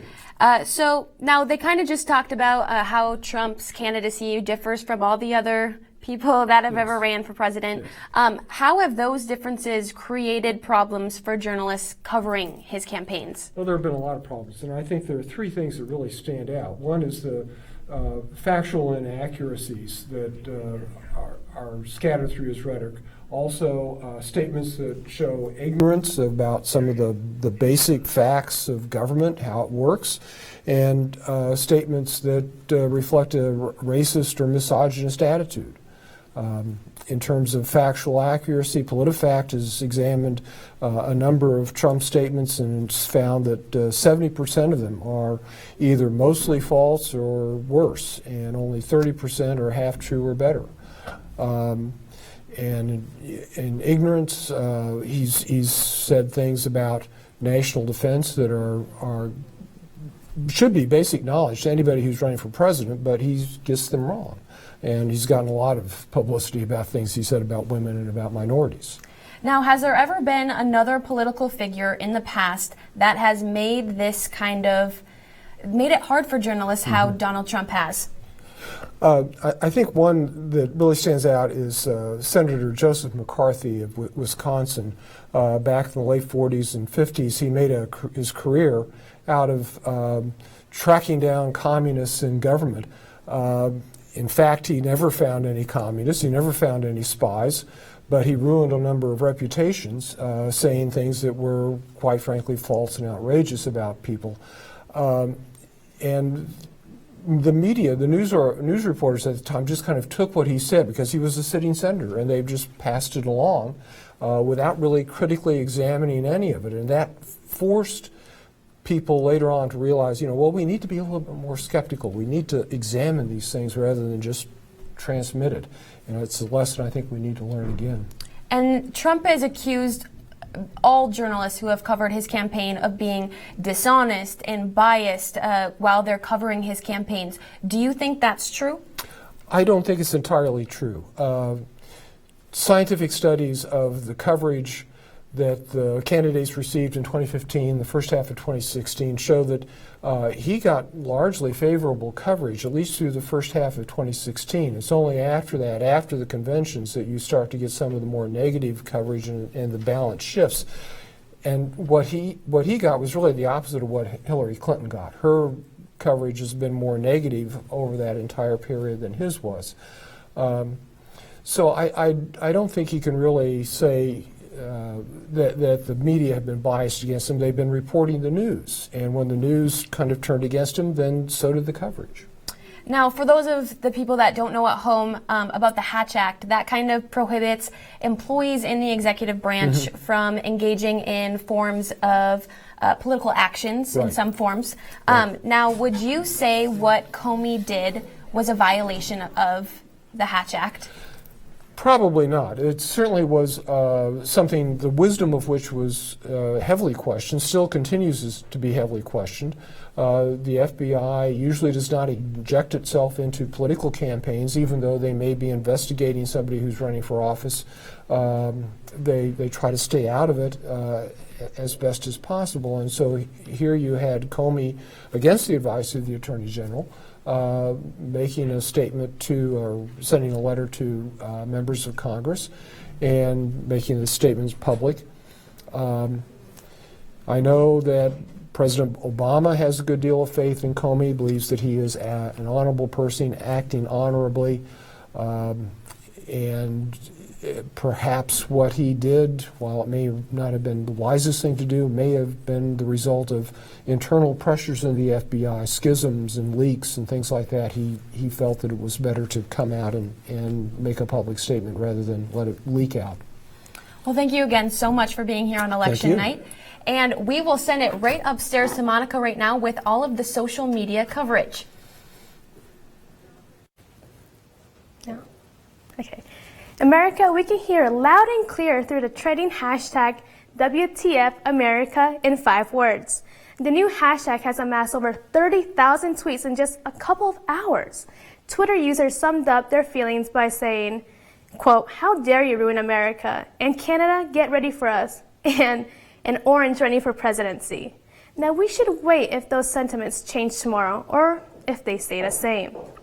And celebrities have a powerful voice when it comes to the election. Many of them here or there have voiced their support for one candidate or another, and Lady Gaga is one of those. She has over 64 million followers on Twitter, and her username on it is hashtag Vote Hillary. Throughout this election day, she's tweeted various links and hashtags in support of Clinton, amassing thousands of retweets and favorites. And Ken Bone, America's sweetheart and poster child for the 2016 election, is still playing coy about who he is voting for. The red sweater star hit the polls on election day to perform his civic duty and took his newly verified Twitter account to share his experience.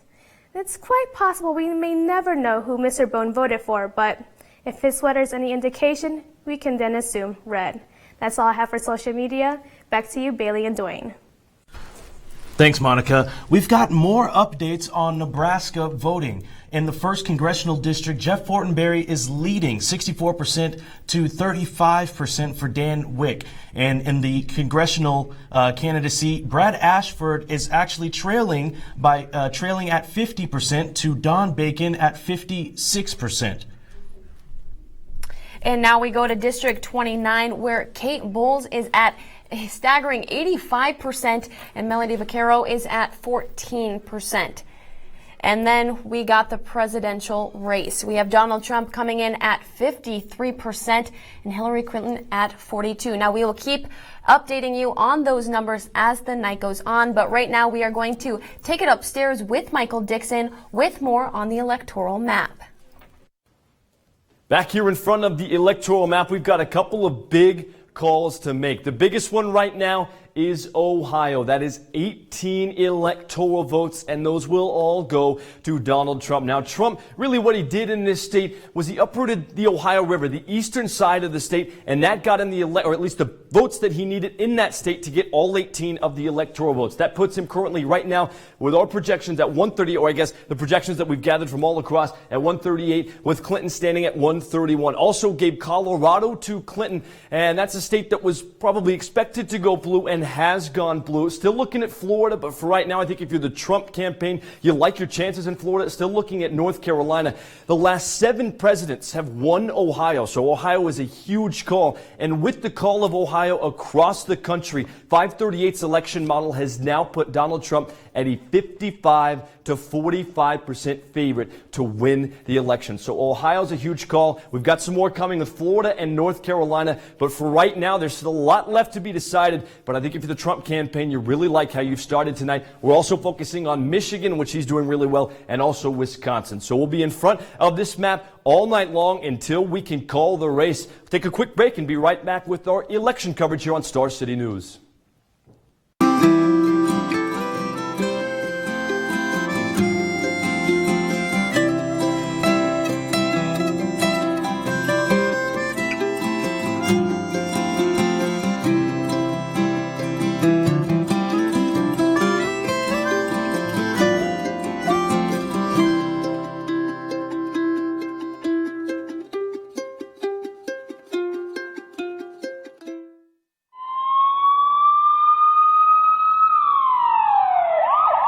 One wrong choice can make you feel like the walls are closing in. Sometimes, you don't know where to turn. Student Legal Services is here for you when those situations strike. SLS attorneys offer free legal advice and representation to registered UNL students. Don't let one wrong decision ruin your future plans. Contact Student Legal Services at 402-472-3350 or visit our office at the UNL Student Union.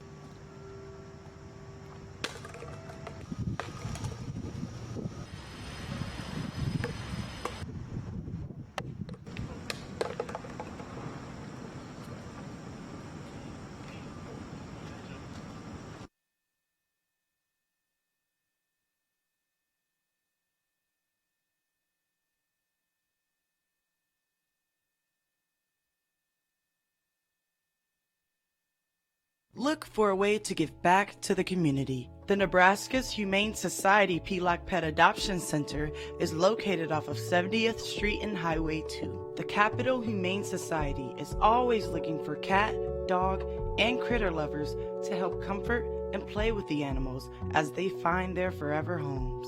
Stop in or go to www.capitalhumanesociety.org to learn how you can give back to the community today. And another update here, we'll check in with Another update here from Fox News. The Republicans are projected to retain control of the House, and we'll have more information coming to you as we get it. But no candidate is complete without a running mate, and Clinton and Trump's hopeful vice presidents still have a long way to run. Kennedy Stillwater has more on our story. Next vice president, my friend, Senator Tim Kaine. The next vice president of the United States, Governor Mike Pence. There were quite a few guesses for who Donald Trump would pick as his running mate. Chris Christie, Newt Gingrich, and Rudy Giuliani, just to name a few. With the help of his daughter Ivanka, he finally narrowed it down to Mike Pence. The 57-year-old governor of Indiana identifies himself as a Christian, a conservative, and a Republican, in that order. I truly am deeply humbled to be at his side today. And when I got this call last Wednesday, I could only think of that ancient question. Who am I, O Lord? Pence started his political career in 2000, where he successfully ran for Congress and represented Indiana's 2nd Congressional District and Indiana's 6th Congressional District in the United States House of Representatives from 2001 to 2013. He then rose to the position of chairman of the House Republican Conference from 2009 to 2011. In 2012, Pence was elected the 50th governor of Indiana. From almost my first day in Congress, I found myself battling the big spenders in both political parties. While Pence served as governor, he successfully promoted the largest tax cut in Indiana, funded for more education initiatives, and grew the state's budget surplus. Former Secretary of State Hillary Clinton announced her running mate on social media as well. Her social media biographies read, "Anything from Hillary will be signed H," so Hillary was enthusiastic enough to post it herself. I'm feeling a lot of things today. Most of all, gratitude. Tim Kaine began his political career in 1994 when he won a seat on the Richmond, Virginia City Council. In 1998, he became the mayor of Richmond, Virginia. Then, in 2001, he served as lieutenant governor of Virginia. From 2006 to 2010, Kaine was the governor of Virginia. He was then chairman of the Democratic National Convention from 2009 to 2011. I'm one of only 20 people in American history to serve as a mayor, a governor, and a United States senator. So I have been able to see how government works and how sometimes it doesn't. The hopeful vice presidents debated for the first and only time on October 4th at Farmville, Virginia. While the issues grew hot, Kaine interrupted Pence a total of 72 times, according to Yahoo News. Basket of deplorables. Hillary. Most of the 90-minute debate, Mike Pence had to defend everything Donald Trump has said in the past year and a half. Donald Trump started this campaign in 2014. He said, if I run for president, I will absolutely release my taxes. He's broken his first record. Now, Clinton and Trump's race to the White House on the campaign trail is almost over. But how did they get their momentum? Star City's Leanna Prill has more. Campaigns are the backbone to a candidate and the election.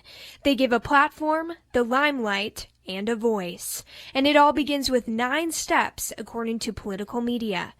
Issues are the first step, targeting what the candidate stands for and which side of an issue he or she supports.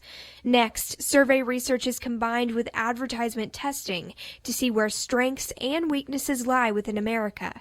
Step 3 is the driving force of a campaign: money. So for me, it's just about saying, hey, this is how much a mailer costs. This is how much stamps cost. This is how much it costs to put one piece of mail in somebody's mailbox. Can you help me out? Can you help me get, pay for a portion of one piece of mail? Or can you pay for, 250 yard signs or something like that? Steps 5 through 7 focus on organization. Now, a subdivision of organization is scheduling, where events are crucial for candidates to meet voters in person about their issues. Another subdivision is campaign offices set up across the country, also known as grassroots organization, where people across the country are spreading the candidate's message on the ground level. Now, I am standing outside of one of the candidates' campaign offices located here in Lincoln, Nebraska. And for all of these steps to be taken place, the key ingredient is communication. So they have to get their message across, they have to let voters know what they stand for, and that includes both policy stances, and it also includes, I would say, giving voters a sense of who they are themselves. In Lincoln, I'm Leanna Prill with Star City News. Thanks, Leanna. Now I'm joined here with Dr. Kevin Smith, who is a political scientist here at the University of Nebraska-Lincoln. Thanks for joining us tonight. Thank you for having me. So now, as the numbers are rolling in, we are seeing Donald Trump has a large percentage around the country. Is that something that we should be confident in right now, or? I think it's too early to call the election yet. As the results roll in from east to west, one of the things that you have to keep in mind is Hillary Clinton kind of has a little bit of a firewall on the West Coast. California has 55 electoral votes. Washington and Oregon have a substantial number of electoral votes. And those are kind of, at least what most polls project them in, is to be clearly in the Clinton column. So, I mean, I think it's a little early to declare Donald Trump president yet, although there's no doubt he's been performing well beyond expectations so far. Now, is there anything surprising to you about the Latino vote? I haven't seen numbers in terms of the exit polling with the breaking down by race and ethnic socio-demographics. You know, in the early polling, Hispanic requests for early voting ballots was way up, and political scientists were kind of speculating had, you know, kind of like this sleeping bear of the electorate, the Hispanic voting constituency, finally been awakened, and I guess we're going to find that out. I have to say I'm a little surprised by some of the results in Florida, because the Hispanic vote was, at least in some polling that I'd seen, projected to kind of push Hillary Clinton over the edge there, and it seems that turnout there has been fairly high, and that it seems like white working class votes are pushing that state towards Donald Trump.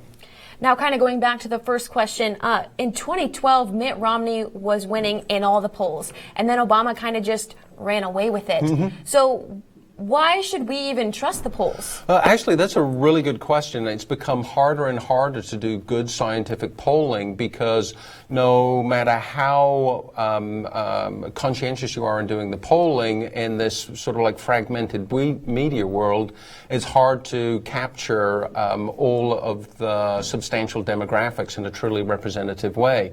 And we saw that a little bit in 2012, where the polling sort of like showed a very tight race, and it turned out that Obama won with a fairly comfortable margin. And how many people interpreted that in terms of projecting it onto this election was that, well, the polls are projecting it as a pretty tight race, but constituencies such as young people and maybe Hispanic constituencies are being undercounted in the polls, and Hillary's lead is actually a little bit more comfortable than it appears from the polling. And certainly, judging on the early results, is that projection is pretty inaccurate. Now, if Clinton wins tonight, what do you think Trump will do? Because he claims if he doesn't win, it's a rigged election. And how does that kind of affect people's view on democracy? Well, I've got two things to say for that. First, if it's a rigged election, then it's a rigged election in Hillary Clinton's favor. Somebody's doing a pretty poor job of rigging this election. And in terms of what happens, I think the key is if it does come to pass that Donald Trump loses, is listen to his concession speech. And then we'll have a much clearer idea of whether this is going to be the normal transfer of power from one person to another, or whether it's going to be a much more contested situation. And then we'll kind of end with the biggest question of the night. What do you think the Democrats will do at the end of the night if the Republicans win, and vice versa? Well, if the Democrats win, I think it's much more likely that Hillary Clinton is likely to accept the results and make a concession speech accepting those results. What do the Democrats do in terms of where do we go from here? That will be a big question, because clearly they will have been expecting to win the presidency. And, you know, if trends continue throughout the night the way that they've started out, they will not have the House, they won't have the White House, and they won't have the Senate. So there'll be some big questions that will have to be answered there. Well, thank you again. I'm joined here again with Dr. Kevin Smith from the University of Nebraska-Lincoln. He's a political scientist here. Thank you again for being here tonight. Thank you for having me. Now, data expert Matt Waite also talked with me about what experts like him look for in swing states to then relay to campaigners. He says the amount of information they're collecting and giving out is immaculate and very difficult at times, but it's the most effective way for supporters to make the biggest change in those states that are up for grabs. That went for Obama in the last election and went for Trump in this election, or have tended to lean Republican and they went Democratic in this one. I think also turnout. Did more people turn out to vote in certain counties? There are certain counties that are sort of indicative of the presidential election as a whole. What's going on there? Did you get more people to vote? What kind of people voted there? Is minority turnout up or down? Charles Starkweather was one of the most notorious killers Nebraska has ever seen. And with 10 murders in 8 days, Charles Starkweather became known as a ruthless killer who would do anything to murder. With more on the story, here's Star City's Reed Hunsaker. Celebrity at the age of 20 years old. His accomplice, Carol Ann Fugate, became the youngest woman in U.S. history to be tried for first-degree murder at 13. These two terrorized the state of Nebraska as they fled across the state. Charles Starkweather grew up with insecurities about his looks and the poverty his family fought. He left school at age 16, taking on a James Dean rebellious teenager look. Charles would go on to meet his young 13-year-old girlfriend, Carol Ann Fugate, who shared his disobedient personality. Starkweather convinced himself that crime was the only way to escape poverty. His first murder of gas station worker Robert Colvert was just the start of the bloody spree of murders. A month later, Charles killed Carol's mother, Velda, her stepfather, Marion, as well as the tragic death of her 2-year-old half-sister, Betty Jean, after an altercation sparked between Charles and Marion. Starkweather fled with Fugate to Bennett, Nebraska, a small town just 30 minutes southeast of Lincoln. There, Charles and Carol would kill 3 more innocent people. Starkweather and Fugate were determined to strike again, this time here, an upper-class neighborhood here in Lincoln. Starkweather waited for the Ward family to get off work when he brutally killed Mr. and Mrs. Ward, along with their housemaid. This sparked fear in Lincolnites as gun stores sold out and local vigilantes began a block-by-block search for the two. It is our opinion that the car is still in this vicinity. We know he has been for the last 3 days, and we want to cover Lincoln block to block. However, Charles and Carol were making a run west to Washington, where Starkweather's brother resided. Starkweather got word that the police were looking for the stolen vehicle the two were driving, and killed Merle Collison, who was sleeping in his car on the side of the highway near Douglas, Wyoming. A local deputy heard the shots and began to follow Starkweather in a high-speed chase, reaching speeds of over 100 miles an hour. Police convinced Charles to surrender after firing shots at his car. It didn't take long for the jury to sentence Starkweather to death. The day before his execution, Starkweather showed no empathy for the victims he brutally murdered. And if I could go back into time, I would kill as many more people as I could because I hate people. Reporting for Star City News, I'm Reed Hunsaker. On the Nebraska death penalty numbers, the voters have spoken, and the death penalty will be back in Nebraska after it was banned a year ago. Back to you, Dwayne and Bailey. Thanks, Reed. Coming up on Star City News, we're going to give you more information about Libertarian candidate Gary Johnson. And we'll sit down with Professor Kevin Smith, and we'll be back right after the break.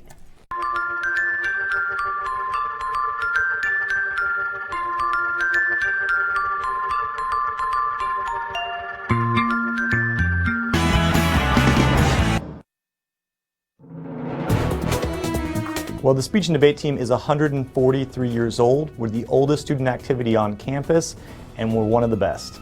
We work really hard, and we're the best Big Ten team in the nation. We've won the Big Ten Tournament Championship 3 years in a row. And for the past 8 years, we have placed in the top 10 nationally. We have the best students, the hardest working, the most dedicated. We have the best students here at Nebraska.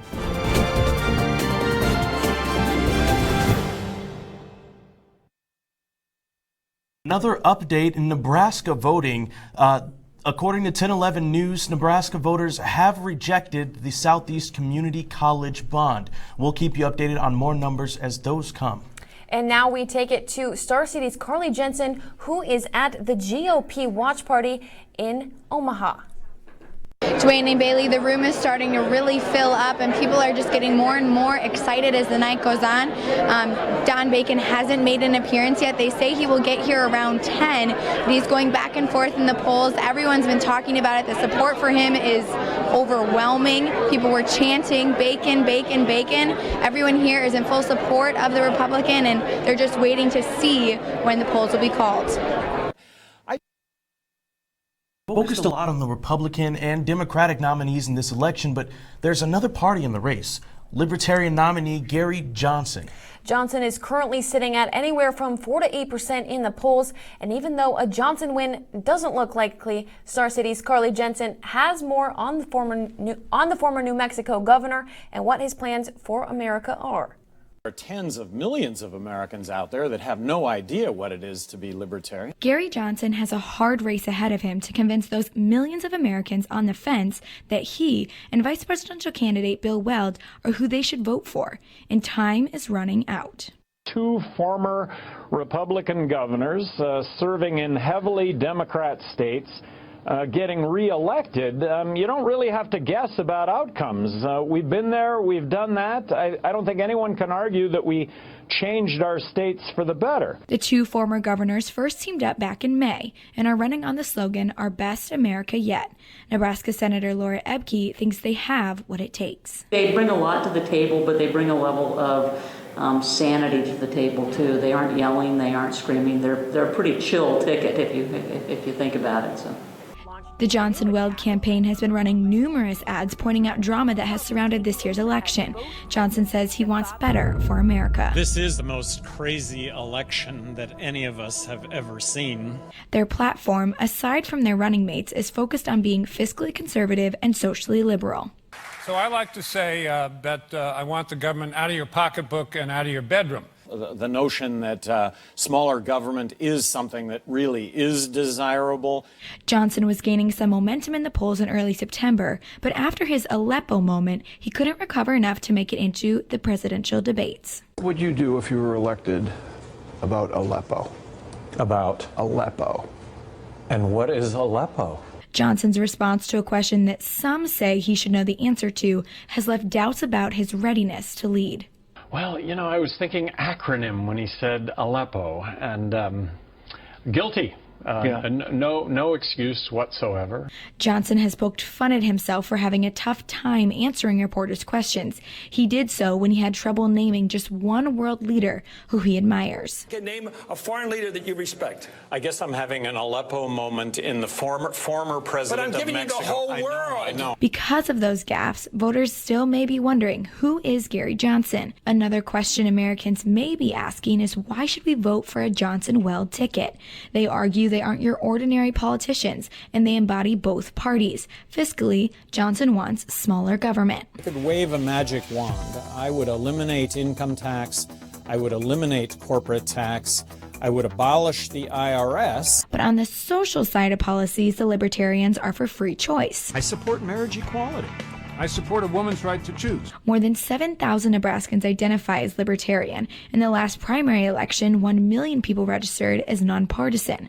The party wants to pull a lot of those neutral voters into the libertarian team. I think in Nebraska, you find that there are actually quite a few people who are libertarians and don't know it. Ebke is a state chair for Johnson's campaign and thinks Americans shouldn't be focused on his Aleppo ordeal, but instead on what he could do for our country. I think that a libertarian president would, even though he'd have to be working with both Republicans and Democrats in Congress, I think that would move us in the right direction and it would open a conversation that would be very positive. Johnson and running mate Weld have a lot to prove to Americans in order to win their votes, but they think they still have a chance to surprise the nation.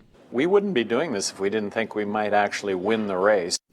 Now, one of the most controversial issues during this election has been immigration, especially concerning refugees. With many government officials calling for resettlement closure, Star City's Stephen Ma takes a close look at how that could impact thousands of families searching for a new home. With more information, let's head to Brett and Stephen at the desk. One of the big social issues that is focused on in this election is what to do about the refugee crisis and the Syrian refugees on the national level. Joining me now is my colleague Stephen Ma. Stephen, we'll start with the national outlook before we go into the specifics of Nebraska. But where do these two candidates, Hillary Clinton and Donald Trump, differ on the refugee issue? Well, it's truly on different sides of the spectrum. For example, on Trump's side, he wants the complete shutdown of Muslims entering the U.S.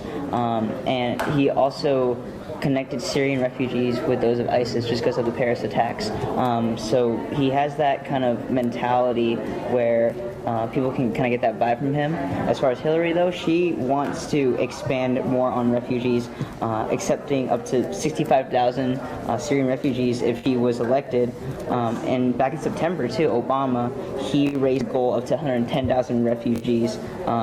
From last year, he also made the order to raise the goal up to 85,000, so and 10,000 would be Syrian refugees. So, like I said, two different sides of the spectrum there. And you mentioned Obama on the national level, but looking into just Nebraska, what does Nebraska specifically do about the Syrian refugee situation, and how many refugees are in Nebraska right now? Well, back in the summer, nearly 50 Syrian refugees actually first started settling here in Nebraska, 50 refugees, and actually over at Catholic Social Services, one of the people there told me that they would work with about 200 cases of refugees a year, overall refugees, not just Syrian refugees. So, you know, I think Nebraska as a whole is kind of different because you have Governor Ricketts who is urging people not to take in as more refugees as possible. So there's definitely some differing argumentative factors on both sides. And you mentioned Governor Ricketts being different from Obama and Hillary Clinton siding more with Trump. What's really been interesting about this issue is the refugees are the same groups of people, but whether you're Republican or Democrat, makes a huge difference on how you view them and what you think refugees stand for across the board. That are coming here from Syria as part of this mass migration, that if I win, they're going back. They're going back. I'm telling you, they're going back. For years now, thousands and thousands of refugees come to the United States in order to escape horrible circumstances in their own country. But ever since the terrorist attacks in Paris last year, many political leaders around the country are calling for a halt in welcoming refugees, especially from Syria. The news from Paris has ignited a backlash against Syrian refugees settling in the United States. More than 2,100 Syrians have already come here, and now half the country's governors say they do not want Syrian refugees allowed in their states, and there are moves in Congress to block President Obama's plan to admit more refugees. And of those half, one was Governor Pete Ricketts, who wrote a letter to resettlement agencies urging them not to accept refugees from Syria. One of the reasons being was one of these suicide bombers in Paris was Syrian. David Muir of ABC News did a story on a Syrian refugee family. While there, he attended a town hall meeting where residents gave their strong opinions on refugee resettlements. We're going to use this refugee resettlement to put their terrorist operatives in other nations. Here in Lincoln, there are about 3 resettlement agencies. Right here at Catholic Social Services, across the street at Lutheran Family Services, and at the Center for People in Need. Yahia Sarhini, a former refugee and now caseworker for Catholic Social Services, works with refugees on a daily basis. They help resettle about 200 families a year, and Sarhini says refugees now might not know where else to turn. They know about the election here and what's going on, and they are afraid of what's going to happen because they already have a limited options to where they can go. And now the news says like that's even going to get more limited. I'm like, that's like really horrible for them. I'm like, some people, they just don't know what to do next. For Star City News, I'm Stephen Ma. We're going live now to Kennedy Stowwater at Single Barrel for the Democratic Watch Party. She has a live interview with District 25 runner Suzanne Geis. Kennedy? Hi, I'm Kennedy, and I'm here at the Ches Bay at the Democratic Watch Party, and I'm here with Suzanne Geis, who's running for the 25th District. Can you tell me a little bit about your campaign? Sure. Well, I'm a total newcomer to politics.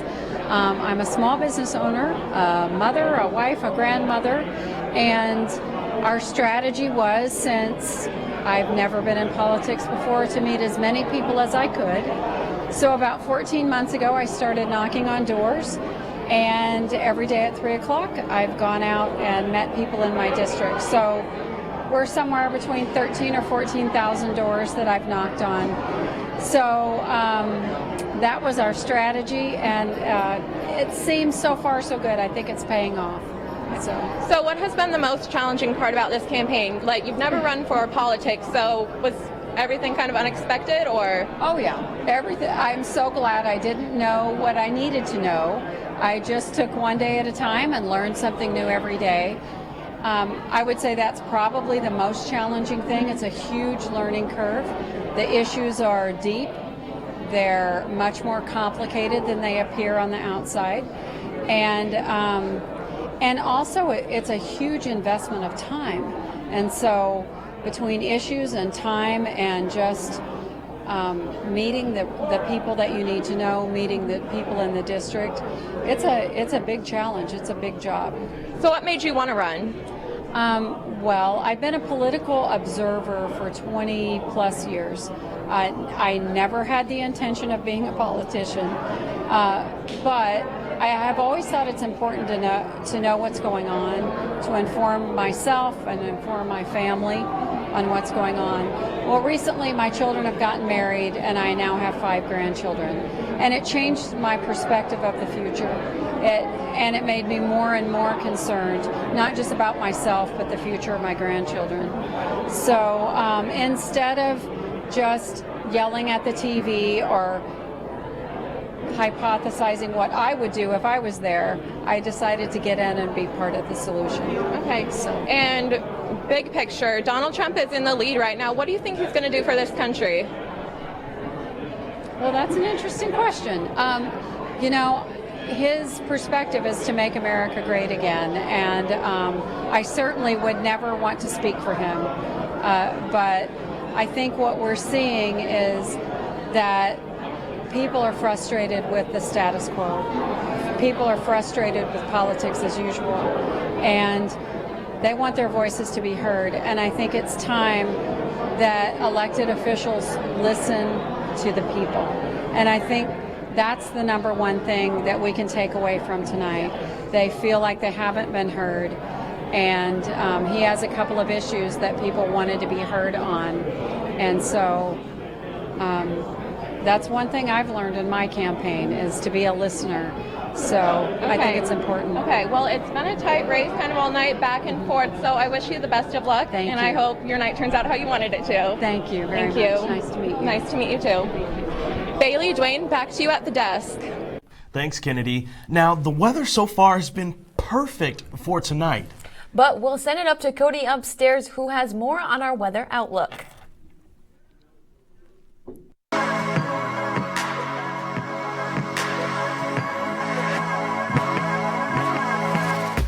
Well, we've been talking all night about the different swing states and battleground states across the United States and how the weather actually could influence who will be the next president of the United States. And if we take a look at the weather today in North Carolina, it was a little bit cool today, but clear and sunny. A nice day in North Carolina. This would favor Hillary Clinton for getting the presidential election from North Carolina. And then if we look at Independence Hall in Philadelphia, Pennsylvania, it was a beautiful day across the state of Pennsylvania. It was sunny and warm in the 70s, light winds, nice and calm, and the radar showing that it was dry pretty much across much of the mid-Atlantic, from Pennsylvania to Virginia, down to North Carolina. Really not much in the way of precipitation, most of that staying off in the Ohio River Valley. So this should indicate that Hillary Clinton would in fact be taking Pennsylvania as well as North Carolina. But as we have seen, North Carolina is actually right now going to Donald Trump. So in this election that we've really seen nothing but craziness, nothing, even science is really backing anything up right now. We'll have more on Election Day coverage right after the break.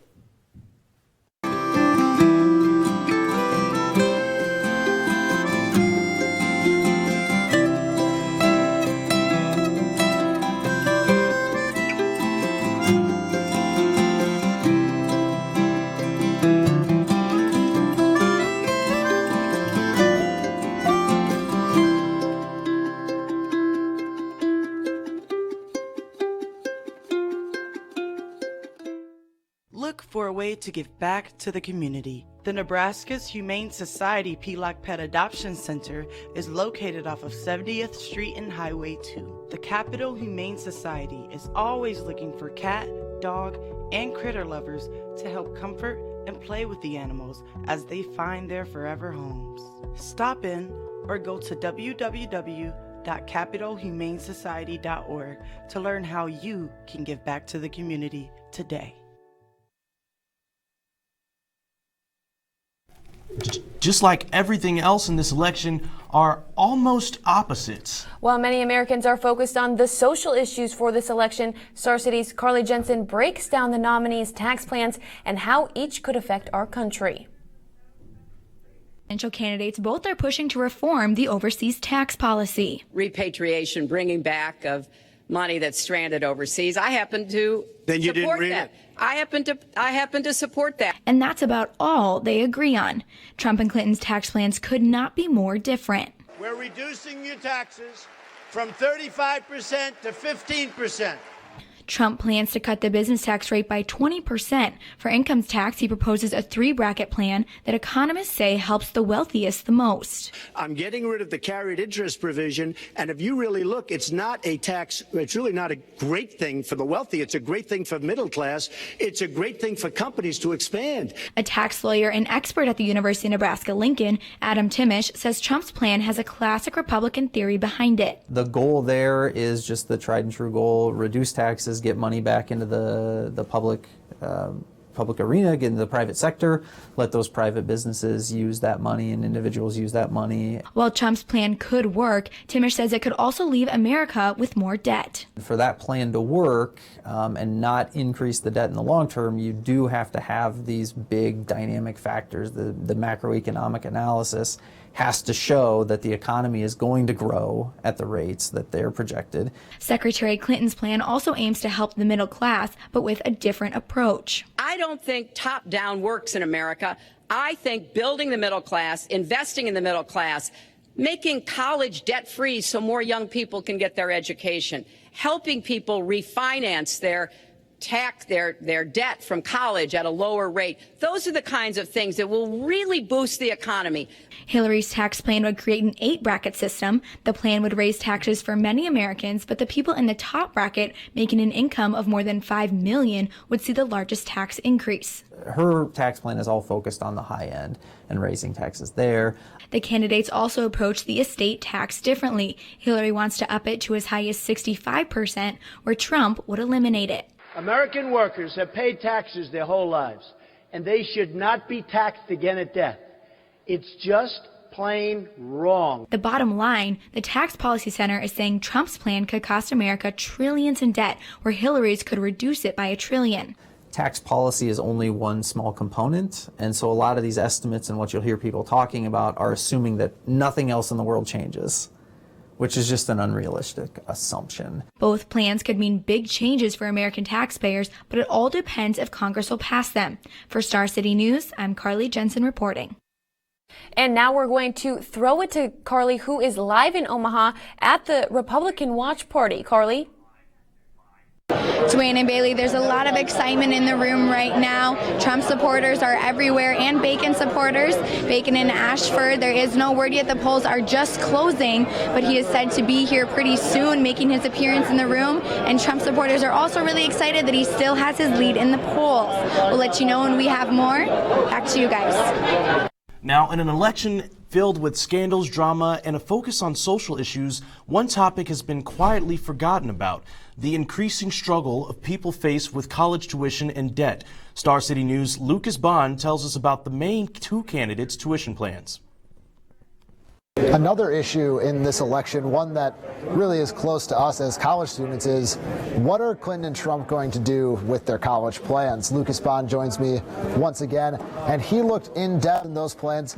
Lucas, just quick overview. When you looked at the two plans for education, what did you see with Clinton and Trump? Well, you saw what you expect to see. On the Democratic side, it's a big issue. You know, she's got a lot of younger voters, a lot of the old Bernie Sanders supporters who are really looking pushing for a tuition plan as a policy from the president. However, Trump preaching to the Republican voters, it's just not as big as an issue. He hasn't even released a real plan. It's more of a rough idea at this point. But like I said, his supporters aren't looking for that. And Lucas went in depth with experts about if either plan would work and if they're even possible to pull off. The College Compact, no student should have to borrow to pay tuition at a public college or university. But Hillary Clinton's plan won't be so simple. Affordable college and debt forgiveness were huge points for Clinton's old rival Bernie Sanders, but were ultimately one of the things he was scrutinized for. Clinton's tuition plan will cost more than $350 billion over the next 10 years. Families who make less than $85,000 a year will get free tuition right away. Every year that will bump up $10,000 until in 2021, when all families making less than $125,000 a year will receive free tuition to public universities. With that plan, 80% of the kids in the country will be able to attend a 4-year university for free. Clinton says she'll make community college tuition free for everyone as soon as she steps in the White House, and will contribute $25 billion to historically black colleges and universities. Donald Trump's plan revolves around the institutions themselves. Unless they spend more money and resources on their students, they'll lose their federal funding. You take a look at the way college costs are rising, and there's no reason for it. They are letting them go up. And the problem is the students are getting crushed because, again, the government just keeps giving them more and more money, and the students give them to the college, so it's not fair. Between both candidates, a common theme is missing. Where will this money come from? Do you have a way of paying for that? Well, there's no such thing as free education because you know that ultimately somebody else is going to be paying for that education. While Trump has not put out any numbers, he says his plan is centered on lowering costs of colleges, using federal grants on students, and creating more jobs for students once they graduate. While these might sound like great ideas, Clinton's plans are getting bad grade from university instructors. This is something that's going to require some cooperation at the state level as well. And we've seen with Obamacare that often cannot happen. There's I think about a third of the states are still not cooperating with Obamacare on the Medicaid expansion. Yet people can't get behind Trump's ideas either. He ran a for-profit college and hasn't said how he will put his plans into action. His campaign has not been detail-oriented in a lot of ways, and not just this. I mean, he has some basic ideas. Reporting in Lincoln, Lucas Bond, Star City News. Thanks, Lucas. With most of the polls being closed now, the numbers are slowly rolling in. We'll check in with Matt Rigby, who's upstairs at our Electoral College map. Matt? Back here in front of the electoral map, as you can see, the jacket's off. That means we're officially down to business. The entire map is colored in for us here. The yellow states are still a little bit undecided, minus Oregon, which we just got a late call on. The red states, of course, go to Donald Trump. We'll start in this segment with the first call that we just made. That is down here in North Carolina. North Carolina saw a lot of discrepancy in their polling. They saw the African-American vote down in early voting. I think that really played out for Donald Trump tonight. He picks up 15 electoral votes there. We go all the way across the country to California. Hillary Clinton, as expected, gets 55 there. She gets 55 in the Pacific, or she gets 12 rather in the Pacific Northwest in Washington, and 4 in the islands where she picks up Hawaii. Now here's where this race is developing. We'll go back down to Florida, which we've been following all night long. The Sunshine State has, of course, 29 electoral votes. Some pundits have called the state of Florida for Donald Trump. We're still waiting for an official call on that. But if Trump gets that, it's looking pretty good for him tonight, and here's why.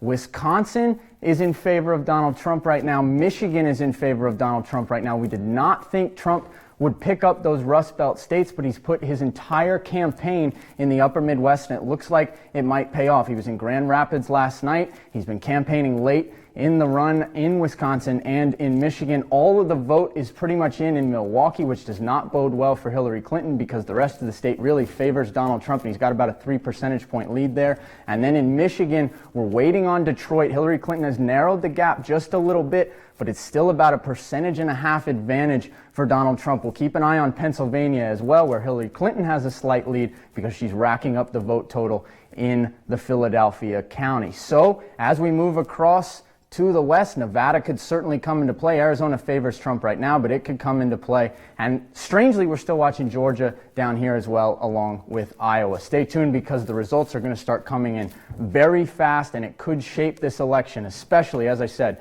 in Michigan and in Wisconsin. Back down to you guys at the desk. Thanks, Matt. Now, marijuana is on the ballot all across the nation as 5 states will be voting on whether or not to turn their states green. Star City's Stephen Ma has more on our story. I had a chance to talk to people from both sides of the marijuana issue, as well as attend a petition signing here in Lincoln to get pot legalized in Nebraska.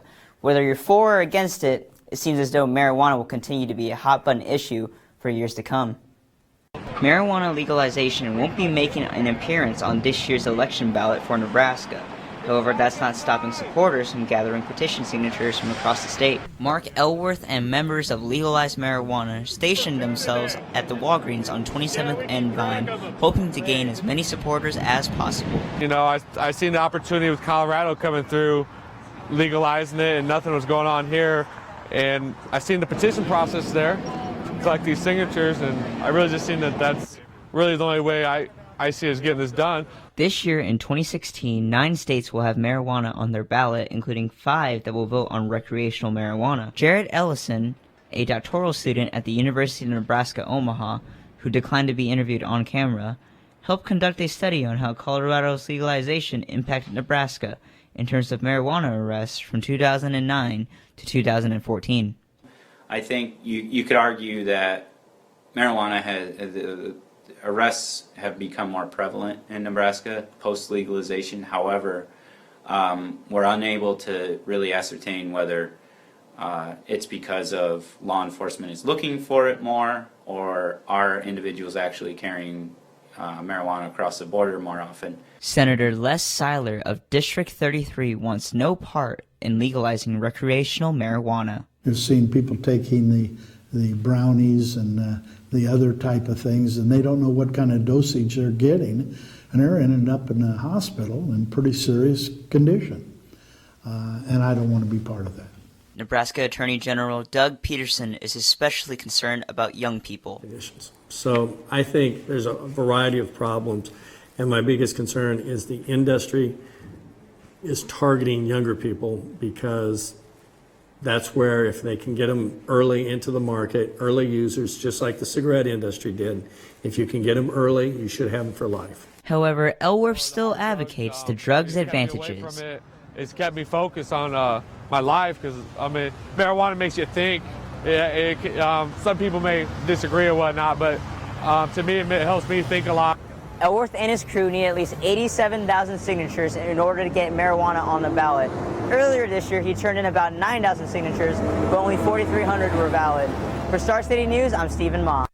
Thanks, Stephen. College students make up a large part of the voting population. At the University of Nebraska-Lincoln, there are 2 groups who aspire to make it count. Let's throw it to the desk with Brett Nierengarten and Karina Hernandez with more.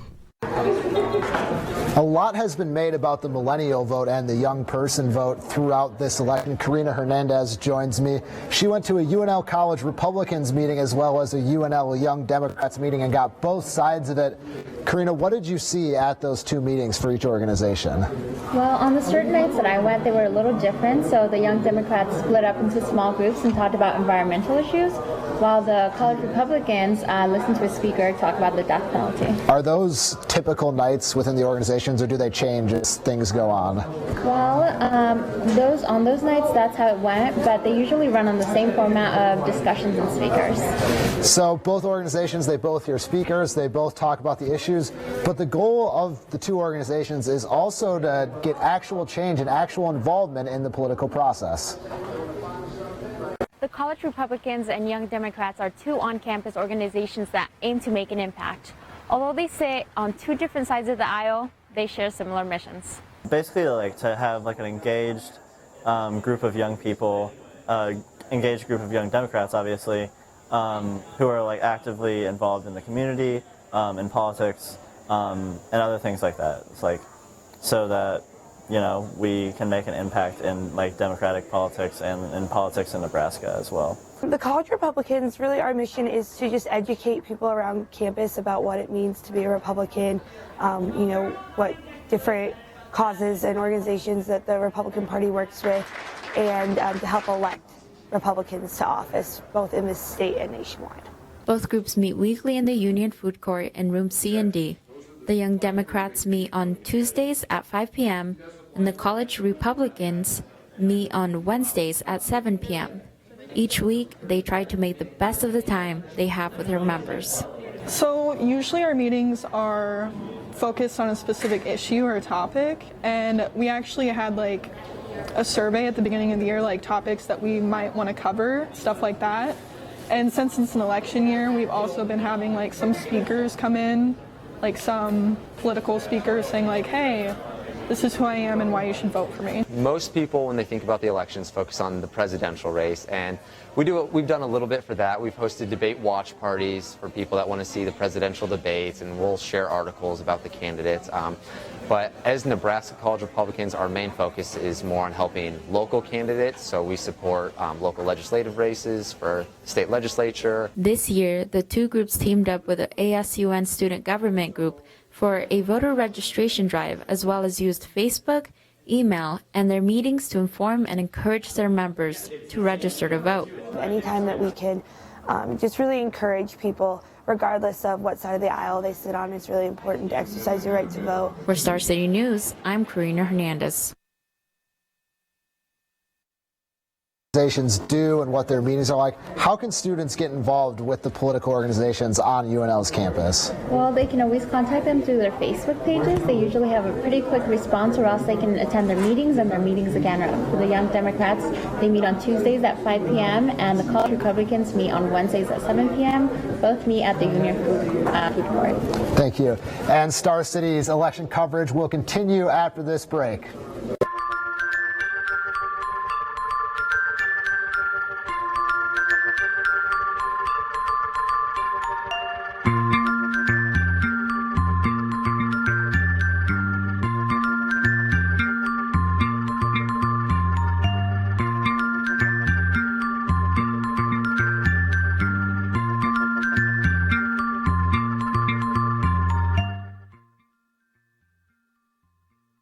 Welcome to the Adele Coryell Hall Learning Commons. This new addition will soon become the scholastic hub of City Campus. Enjoy the vibrant learning environment designed to accommodate and promote academics. The Commons also has a number of private study rooms to gather and collaborate with classmates and friends.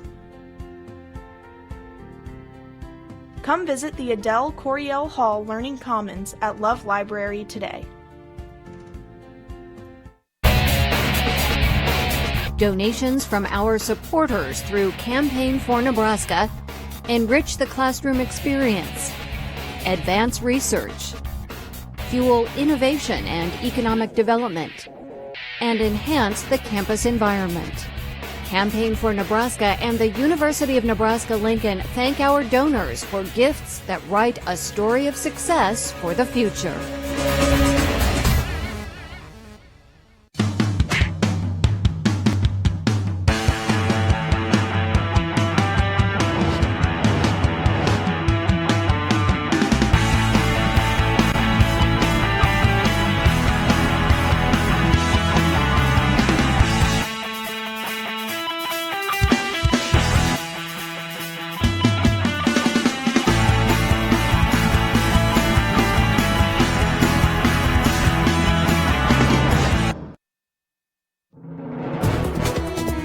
Well, the speech and debate team is 143 years old. We're the oldest student activity on campus, and we're one of the best.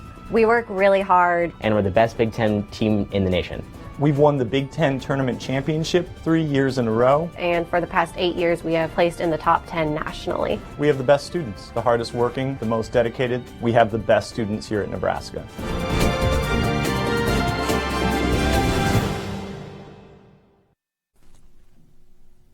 Let's get a student look at what the election looks like. Carly Jensen is she's in Omaha right now at the Republican Watch Party, and she has more. Bailey and Dwayne, I'm here with Elizabeth from UNL. Elizabeth, what is it like being here tonight? It's great. It's a lot of excitement. I mean, we're all obviously very nervous of how it's going to turn out, but by the way it feels, it's going great. So. And for Are you here for the Big Bacon race as well? I actually work for the Nebraska Republican Party, and so we are here sponsoring with the Bacon campaign, just like to set up and everything, but then we're co-sponsors, so it's, yeah. How are you feeling about that race? I think by the looks of it, it's been great. I mean, the numbers have been really good all season long. I mean, there's been some horrible attack ads, but other than that, I think we are pulling through. How have those ads really affected Bacon? I mean, how did he deal with that? I think some of them kind of hit him pretty hard, especially the one about his sister and him like not supporting women's health. But then the GOP held a press conference, and I think they handled it really well, and I think Bacon came out on top. And tonight, are you excited to see him come down? I mean, how will that be? Do you know what time of arrival? We're not for sure about the arrival. The polls close obviously at 8, so we're still waiting for the results and everything, but I think it's going to be great. For Bacon, I mean, obviously you're a big supporter of him. What's like your number one reason that you really back Bacon? I think Bacon is kind of just like Trump. He's an outsider, and so he kind of came in with a different view of things, not just like a typical politician. So he knows how we want things done, and he'll definitely listen to us. So that's what I enjoy. Anything else you want to add, Elizabeth? That's about it. Thanks. Thank you so much. Back to you guys. And now we're going to go live to Star City's Leanna Prill. She joins Lancaster County Republican Chairman J.P. Sabby. Leanna? We are live at the Republican Watch Party here in Lincoln, and joining me here is J.P. Sabby, the Republican chairman in Lancaster County. Now, J.P., how are you feeling about tonight? Well, good evening. I'm really excited about tonight. This is beyond expectations. The presidential race, Trump is doing awesome. Our local candidates are doing very well also. And I just want to thank the local candidates for coming to the party tonight and celebrating their victories with us. And what do you think your prediction is for tonight, and what do you think the outcome will be? I think we're going to have some good Republican victories, and I'm very proud of that because it's because of all the good volunteers that are working hard, knocking on doors, calling their neighbors, and calling all the residents in Lancaster County and the different legislative districts. Great. Well, thank you, and back to you, Dwayne and Bailey. Thanks, Leanna. Now, tonight, one of the biggest races in Nebraska is to retain or repeal the death penalty. Now, we already know that those results have already come in, and Nebraska has voted to reinstate it. And now we go to Star City's Karina Hernandez, who has more. Since Nebraska resumed the capital punishment in 1994, 3 men have been executed. The last was Robert Williams in 1997. Williams confessed to murdering 3 women and trying to kill a 4th during a 3-day spree spread across 3 states. It happened in 1977. His victims, Catherine Brooks and Patricia McGarry of Lincoln, and Virginia Rowe of Sioux City, Iowa. He also raped and shot a St. Paul, Minnesota woman who survived. He was arrested here in Lincoln 8 days later. He claimed that his actions were fueled by drugs and alcohol. State Senator Ernie Chambers was at the prison when Williams was put to death, but he refused to witness the execution. Robert Williams and I talked, just like you and I are talking now. He was at ease with what was going to happen to him. He knew there was no way out. We didn't even talk about the trial or guilt or innocence. The execution was the first to be witnessed by a victim's relative. It was Virginia Rowe's husband, Wayne, and their son, Tom, who saw it all. Afterwards, Rose said, quote, "It did not take long. I have been waiting 20 years for this. I did not think it could be true." While strapped in the chair, Williams also reportedly looked for Rowe and said, quote, "I am sorry, Mr. Rowe. I love you, brother." Reportedly, Rowe waved back. After the first jolt of electricity was delivered, it was 6 minutes before Williams took his last breath. During the nearly 2 decades in prison, Williams claimed to have found God. Just before the switch was pulled, Williams's final words were, quote, "I'm on my way home." For Star City News, I'm Karina Hernandez. And again, Nebraska voters decided to repeal the ban on the death penalty. Dwayne and Bailey, back to you. Thanks, Karina. And the Republican and Democratic tickets aren't the only ones on the Nebraska ballot for president. For a look at the Green Party's Jill Stein, we send it live to Brett Nierengarten, who's joined by Parker Siza. In this election, we've obviously had two very polarizing major party candidates. They've stirred up a lot of controversy, which has led to a lot of attention on third-party candidates, one of them being Jill Stein. Parker Siza joins me. He looked into Jill Stein and her campaign. She was polling at less than 5% coming in. She's not faring much better, but how is Jill Stein faring tonight? Well, last election, she got around 450,000, and now she's already got about 850,000 votes, according to the latest popular polls. So obviously better than she did last election, but again, it's not going to be enough. She's still around less than 1% of the popular vote. What was it that attracted people to this campaign? Because like you said, even though she doesn't have any chance to win, she's not going to carry any states. It's still 800,000 people and still could rise up to 1 million or so people who voted for her. So what was the attraction to her candidacy? Well, the big one is the North Dakota pipeline. Obviously, it's Standing Rock. A lot of people angered about that, and she was really outspoken about it. She's also big on environmental policies, and and it's going to talk about in this package here that she's kind of not Donald Trump or Hillary Clinton, and that's why I think a lot of people flocked to her and went over to Jill Stein. And Parker looked into Jill Stein a ton. Obviously, it's too little too late for her campaign, but she was on the ballot tonight in Nebraska. Last August, Green Party candidate Jill Stein made enough petition signatures to appear on the Nebraska presidential ballot this November. She needed 2,500 signatures from Nebraskans. She got 5,355. Many supporters flocked to Stein because of their distrust in either Donald Trump or Hillary Clinton. The American people have said loud and clear they do not like and they do not trust these two candidates that have been forced down our throats. And we are saying it's time for a new way forward, for a new politics that is of, by, and for the people. Stein's supporters around Nebraska boast about her policies and ideals on environmentalism. She's the only one who's taking climate change really seriously of all the candidates. They're huge on taking care of the environment, taking care of the earth, so then the earth in turn takes care of us, because once the earth is gone, we can no longer sustain life. Stein is big on the rejection of the Keystone XL pipeline. Last month, police charged Stein for spray painting a bulldozer in protest. Long said the act is validated, citing the damage the pipeline could do. Pipelines break, and if that pipeline breaks, that oil's going in the Missouri River, and that's what we drink. In Stein's political career, she's only been elected to one position, representative to a town hall meeting in Lexington, Massachusetts. Allen said the lack of political experience doesn't bother her. She's not beholden to anybody. She doesn't owe any party any favors. She doesn't owe anyone within the parties any favors. She can come in fresh and bring a new vision to the politics. Now, Stein is going up against a tall order. According to recent media polls, she holds less than 5% of the popular vote. I asked Ms. Allen what she expects of Stein come tonight. She said, "I hope she acts with grace." For Star City News, I'm Parker Siza.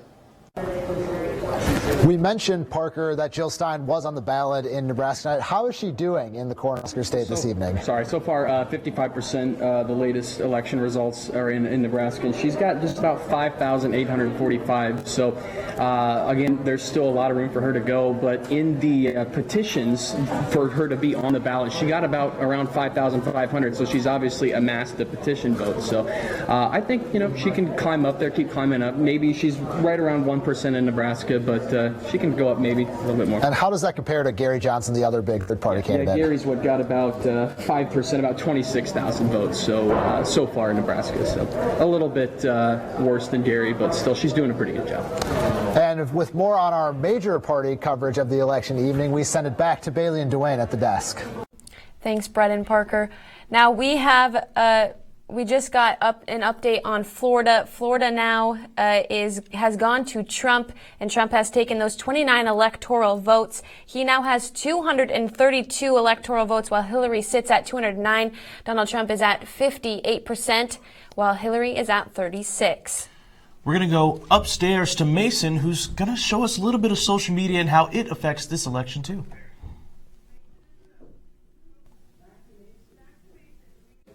Obviously, America, you feel, Gavin.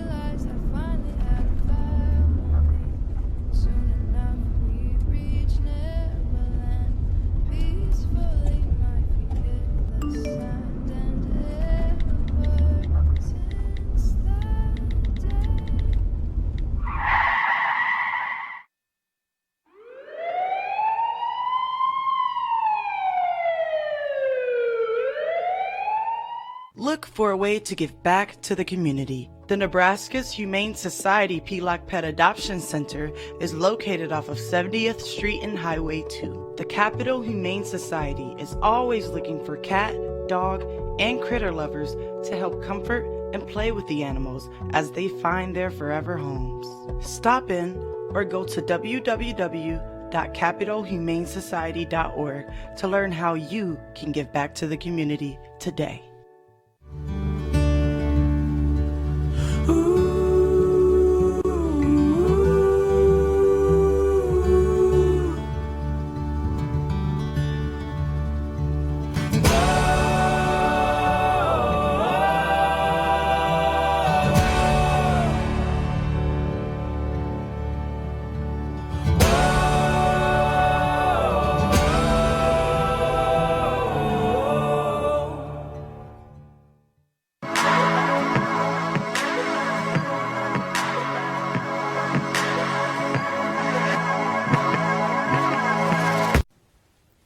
No one loves hashtags as much as America. The top trending hashtag in the nation is hashtag Florida. In just under an hour, it has been used over 121,000 times.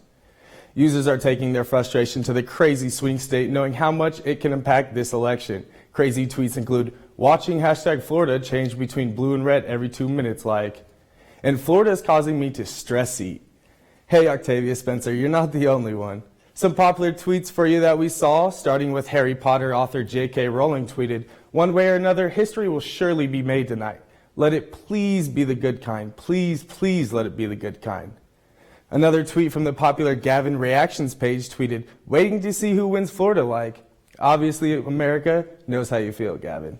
And celebrities are weighing in on the suspenseful election so far. Notably, Mindy Kaling tweeted, I hate suspense. I think she speaks for a lot of Americans right now. Voting for your father as President of the United States is an honor that won't happen to everyone. Son of presidential frontrunner Donald Trump was afforded that luxury today, and it might come back to bite him. Eric Trump may have possibly broken New York state law when he tweeted out his ballot. The younger Trump praises what an honor it was to vote for his father. The tweet has since been deleted, and it's safe to say that might have been a rookie mistake. Dwayne Bailey, back to you. Behind every successful man is a woman, and the President of the United States is no exception. Star City's Leanna Prill has more on the influence of spouses during presidencies over time. For the past few years as First Lady, I have had the extraordinary privilege of traveling all across this country, and everywhere I've gone and the people I've met and the stories I've heard, I have seen the very best. 46 First Ladies have graced the White House as an American sweetheart, a public figure for personal platforms, and her husband's confidant. From fashion icons to political activists, these women not only reflected their husband's success, but stepped in when needed. My favorite First Lady is Eleanor Roosevelt. She was born in privilege, but she used that position to speak out for the poor, the disenfranchised, spent her whole life working for human rights, helped develop the Declaration of Human Rights for the world. Just a really, really powerful change. In addition to public works, other First Ladies earned notoriety with glamour and star quality. I would say my favorite First Lady is probably Michelle Obama. She's like the superstar of the White House this whole for the past 8 years, and probably the most influential First Lady out of all of them. Presidents weren't the only ones making changes in the White House. Dolly Madison saved national artifacts when the British burned the White House during the War of 1812. Betty Ford was an equal rights, abortion, and breast cancer advocate. Grace Coolidge raised $2 million for the disabled. And Barbara and Laura Bush focused on education with programs like Ready to Read, Ready to Learn. Hillary Clinton was not only coined co-president with her husband Bill when she was First Lady, but went on to become a senator, the Secretary of State, and now the first female presidential candidate. If president, her husband could make history as well, becoming the first gentleman. Over the years, First Ladies have had a direct impact on not only the election, but also presidencies. And this year is unlike any other where a former First Lady could become president. In Lincoln, I'm Leanna Prill with Star City News. Thanks, Leanna. Now, with Trump continuing to take key states, let's hear from a young Trump supporter. Star City's Kennedy Stillwater is live at a Lincoln Republican watch party. Kennedy? I'm here at the Republican watch party with Dallas Jones. Now, you're only 17, but you're obviously a huge Trump supporter. How did you get started in this if you can't even vote? Yeah, so I started out when I was about 4 or 5 years old. My dad started taking me all these Republican fundraisers, and I started only as a Cub Scout. And so I'd go in, I'd usually carry the flag, I'd usually then say the Pledge of Allegiance or sing the national anthem. And it was just a really great way, an opportunity for me to get involved with politics a lot earlier. I was able to meet a lot of the cool elected candidates that we have. And, you know, after that, I've just kind of been growing in politics. My interest in politics has been growing. You know, I lead a couple of political activist clubs at my school. I'm very active in my community, and so I'm just really involved with politics because I understand how it impacts my future. And so even though I can't vote, I still try to get people involved in politics, understand what's going on, and try to get them as informed as possible. Okay. Now, at the beginning of this election, there were a lot of people on stage with Donald Trump. I think there were like 17 other candidates. Was it always Trump you were with? Actually, it was not. I'm more of a policy guy, so I like to focus on, you know, who believes what and how that impacts how I'm going to vote or will vote in the future if I could vote. And so I was for Marco Rubio in the beginning, actually. I thought his message about the future really kind of talked to me, especially my millennial friends also liked him a lot. And so I think that policy-wise, he really spoke to me. But after he dropped out, I really didn't know who I was for until, you know, it came to Donald Trump in the national convention, and I finally came around and started supporting him 100%. Okay. So your hat says "Make America Great Again," his slogan. How is he going to make America great again? Well, I think he can prove it tonight, that he can unify enough people that we haven't seen before in order to come behind him and support the values that he, that he wants. Now, the most conservative people in Congress may not always agree with him on building a wall or some of his economic policies, but that's something that he's going to have to work together with conservatives to kind of, you know, get his policy that he wants, but also what the conservatives want and also what the people want into place in our country to make it a better place like we all want it to be. Okay. So one last thing. Do you have a Trump impersonation? Can you do an impression? I can. You know, we've seen tonight, it's been a huge win. This has been an absolute fantastic night. I cannot believe any other greater chance that we've ever had to win. So many people love me, and I think that's been very apparent in the elections tonight, and I'm just so fantastic. Believe me, people are going to be talking about this for generations. Okay, well, here's a huge Trump supporter. Back to you, Bailey and Dwayne. That is quite the impersonation. We're going to check in on what the rest of the states are doing. Upstairs now with Michael Dixon. He's live with the electoral map. Michael?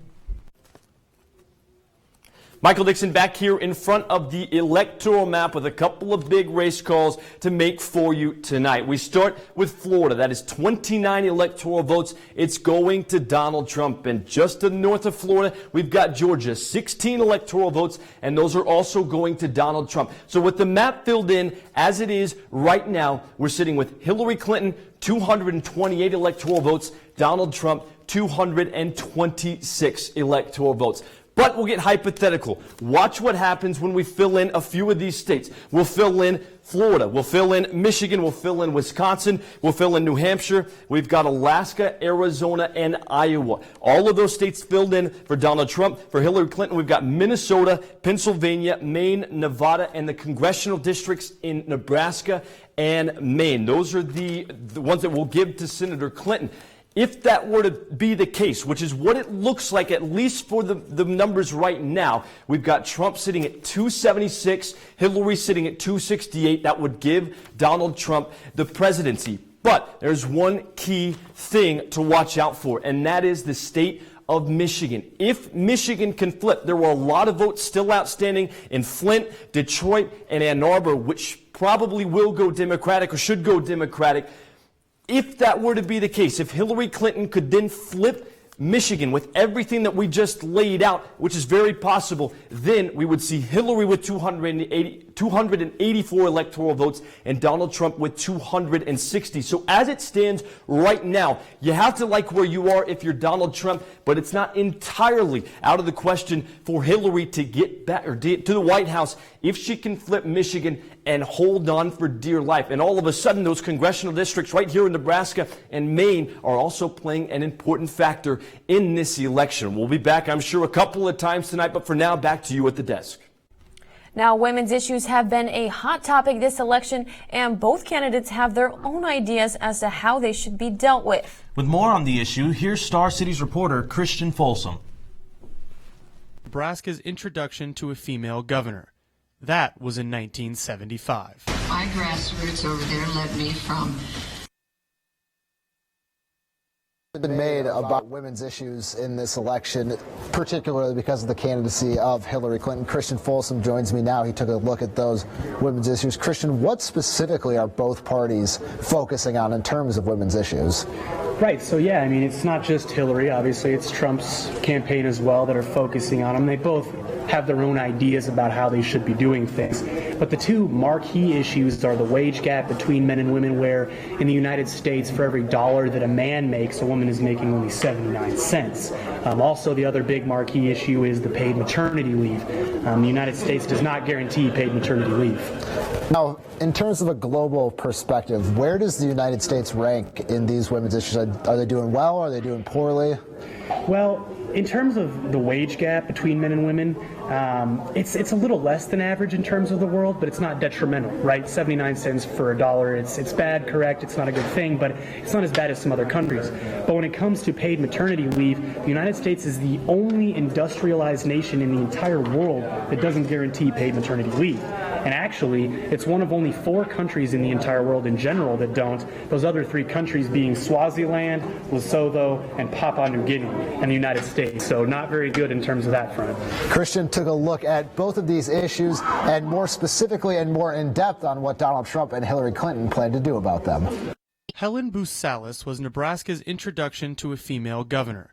That was in 1975. my grassroots over there led me from being that helper to this candidate, that candidate, to being a chief of staff to a governor, to being the state treasurer, and then to being the governor. Only 12 years later, Nebraska re-elected a woman, Kay Orr. Now the United States could elect a woman for president. Women have come a long way. However, 2 main women's issues remain: long-term paid maternity leave and the wage gap. For every $1 that men make, women make 79 cents. And the United States is one of only 9 countries in the entire world that doesn't guarantee paid maternity leave. Former Nebraska State Senator Amanda McGill believes there has only been one presidential candidate whose entire career has been about standing up for women and women's rights. If the issues you're most concerned about are women's issues, Hillary is that candidate. I think that's become increasingly clear, both, in the way that, she is more respectful and has a history of fighting for women. Trump recently unveiled his plans to guarantee 6 weeks of paid maternity leave. However, neither candidate has a plan to narrow the wage gap. Morgan Rezach, external vice president of ASUN on the University of Nebraska campus, is concerned about the future of women in the younger generations. As a woman thinking about advancing my career and having high aspirations for myself, maybe in politics or just in my job, it's a concern to see that women having these issues is still prevalent in 2016. Former Nebraska State Senator Amanda McGill has aspirations for women throughout the United States. We want someone our girls can be looking up to and respecting. Until women can make as much as men, and the United States joins the rest of the world in guaranteeing paid maternity leave, we need change. But which candidate will be best to bring about that change? For Star City News, I'm Christian Folsom. And now we're going to go to Star City's Carly Jensen, who's in Omaha at the Republican Watch Party. She's speaking with voters as to why they support Don Bacon. For For you, what's kind of like your number one reason that you back Bacon? My number one reasoning I back Bacon is just because when I went to go and work and do parades with him this summer, he had the best energy, whether, it was his first parade of the day or his 10th parade of the day, and he really cared about the young people that were there volunteering for him, giving their time. A lot of us who are in college, we can't give our money. That's really important to us while we're trying to pay for school and stuff, but we can give our time and we can work hard for him, and he really appreciated that, and I think he'll fight for us in Washington.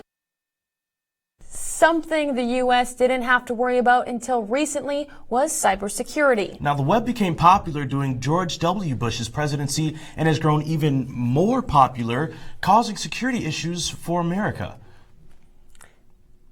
If you're listening, I hope you're able to find the 30,000 emails that are missing. This election has had its fair share of scandals, but none quite as big as Hillary Clinton's use of a private email server. Email about on the email that Martin's emails. Very emails and Private email server. Clinton's emails and the Clinton said she was using a private email server to make it easier to plan for her daughter Chelsea's wedding. I thought using one device would be simpler. Russia, if you're listening, I hope you're able to find the 30,000 emails that are missing. This election has had its fair share of scandals, but none quite as big as Hillary Clinton's use of a private email server. Email about on the email that Martin's emails. Very emails and Private email server. Clinton's emails and the Clinton said she was using a private email server to make it easier to plan for her daughter Chelsea's wedding. I thought using one device would be simpler and obvious.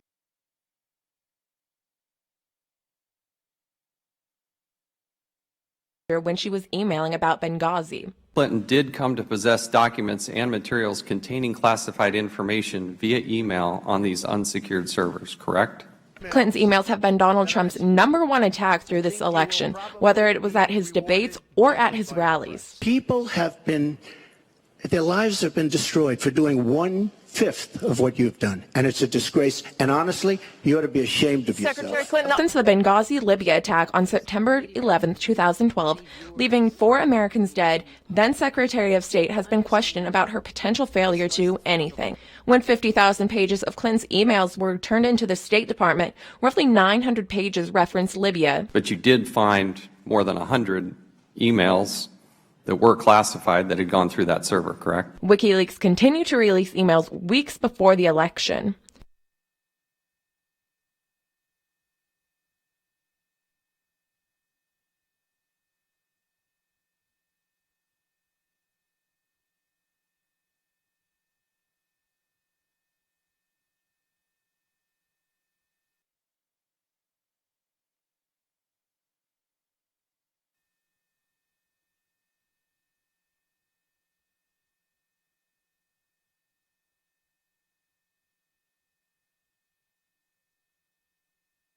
Welcome to the Adele Coryell Hall Learning Commons.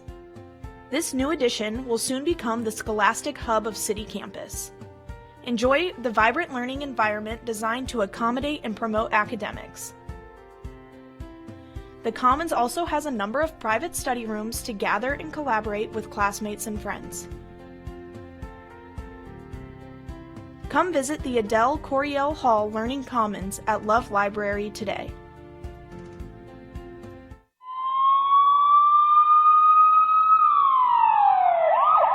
One wrong choice can make you feel like the walls are closing in. Sometimes, you don't know where to turn. Student Legal Services is here for you when those situations strike. SLS attorneys offer free legal advice and representation to registered UNL students. Don't let one wrong decision ruin your future plans. Contact Student Legal Services at 402-472-3350 or visit our office at the UNL Student Union. The College of Journalism and Mass Communications is the perfect place for higher learning. Students have the chance to study journalism, broadcast journalism, and add PR. Our distinguished students have the best possible resources with equipment, professors, and internships. Coming soon is the first of its kind, Interactive Digital Media Hub.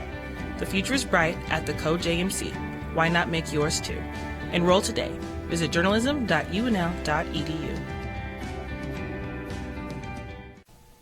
In 2012, The national percentage of adults reporting that they drank too much alcohol before driving was 1.9%. In that same year, Nebraska adults reported 3.4%, nearly twice as much as the national average. People know they shouldn't drive, yet they still do. People go out and plan on coming back home. But as we all know, everything doesn't always go as planned. Inform those around you about the risks of drunk driving. The College of Journalism and Mass Communications is the perfect place for higher learning. Students have the chance to study journalism, broadcast journalism, and add PR. Our distinguished students have the best possible resources with equipment, professors, and internships. Coming soon is the first of its kind, interactive digital media hub. The future is bright at the CoJMC. Why not make yours too? Enroll today. Visit journalism.unl.edu.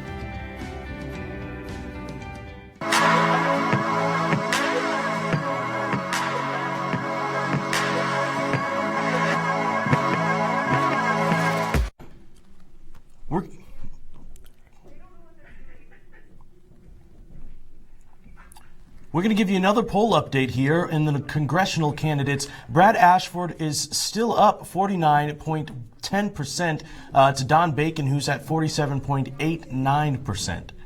And now we're going to send it for our final update of the weather for the night, and we'll send it upstairs to Cody right now. So the big talk tonight has been the national polls, but right here in the state of Nebraska, the weather today has been pretty good, and that has pretty much not played a significant role at all, actually, in the elections that we've been seeing today, especially with some of the polls important in Nebraska, like the death penalty that was put back into place this evening. Really, weather-wise today, it was right about on average, 61 degrees, 42 are low, really right in average with what we've seen for elections over the past 12 years. So nothing to complain about. Now, weather has played a significant role in elections, actually, in Nebraska in the past. In fact, if you go back in history to when Kay Orr was elected as governor, now, she was a Democrat, and she was elected primarily because of a large amount of snow in the western portion out in the panhandle of the state of Nebraska. Played a significant role. Obviously not a factor today, and really across the country. Not much of a factor at all in terms of weather. There is some precipitation that was out there in the Ohio region, and that may have played a factor in terms of why Donald Trump was able to capture some votes over in that area. But really, weather, not a significant factor. Some light precip off the coast of Florida. But another factor that we have to consider is the significance of weather at all, especially with how much early voting goes on. Really not much of a significant role, with 40% of voters actually going and voting early in some way or another. Weather, not a significant factor, but definitely something that scientists will be taking a look at going forward, whether or not Ohio was influenced by the precipitation they saw throughout the day today. Definitely a factor to look at, and as Donald Trump continues to pull out a lead across the nation, it will play a significant role and will definitely be something that is analyzed in the future. So back to you at the desk now. Now, with the election coverage still going on strong and with the polls closing across the states, we have Lincoln residents that are also reacting to the election results. We'll send it live to the newsroom with Seth Cordy and Brittany Arngarden. I'm joined now by Seth Cordy. Seth, you were all around Lancaster County, all around Lincoln today at polling places, talking to people, taking pictures. Just anything interesting, any interesting stories come out of those polling places, anything like that? Well, Brett, I saw a lot of long lines. We went to a couple of polling places, and one in particular over on the southeast side of Lancaster County around 84th and Old Cheney. We saw lines about an hour and a half long. Talked to the lady that runs the place, said that they've just been seeing steady people going in and out of that place the whole time. She said she's never seen anything like it and volunteered there for multiple years. And so voter turnout in Lancaster County at least seems like it's been going well. Now, I also went around campus and interviewed some people, and I found a lot of interesting things. Out of about the 18 people that we talked to, only one said that he voted for Donald Trump. Some interesting things that we saw was one student said that he wrote in his science teacher for president because he couldn't agree agree with either of the candidates. So a lot of different opinions and stuff. I've also seen a lot of fear from a lot of people just saying that they can't really side with either of the candidates. It was kind of more of a lesser of two evils kind of thing. What was the mood like with those long polling places? Were people complaining about the length of the lines? Were they upset? Were they angry? Or were they just excited to vote? You know, to be honest, I was kind of surprised that more people weren't coming in there because the line was out the door, and seeing that line and just, turning around and leaving, So it was encouraging to see from a political standpoint, to see people realize that their vote matters and stay in those lines. There were a couple people that left, but the mood was pretty good. People were able to get through the line a little bit faster than the people that were volunteering there were projecting, so that was good. But yeah, overall, great turnout, it seemed like. And I know it's a very, very small sample size, but just based on the people you talk to, are you surprised at how well Donald Trump is doing right now? Obviously, it's a little skewed. You didn't talk to many people. You talked to a lot of young people. But what was the vibe you got about the two candidates? The vibe that we got, at least around campus, was that a lot of people were supporting Hillary, and a lot of people were just more afraid as to the long-term effects of what Donald Trump could do. The biggest thing that a lot of people are looking at is the Supreme Court justices and shifting that power from conservative to liberal as well. And so a lot of people were worried about that and felt like Hillary, with her political experience, could be a better candidate for them as far as that Supreme Court thing goes. And a lot of people were afraid of Donald Trump, with some of the rash things that he says, was going to be a little bit more of a risk for America. That was Seth Cordy. He was out all around Lincoln, all around Lancaster County, getting the mood of the citizens of Lincoln and Lancaster County. Now, with more of our election coverage, Bailey and Dwayne will continue at the desk. Thanks, Brett and Seth. Now, with an estimated nearly 200,000, about 189,000 people to be exact, registering to vote this year in Lancaster County, the election race does get tight. And that brings us our next update. Ashford and Bacon are only separated by 18 votes. And we'll have all your final election results when we come back after the break.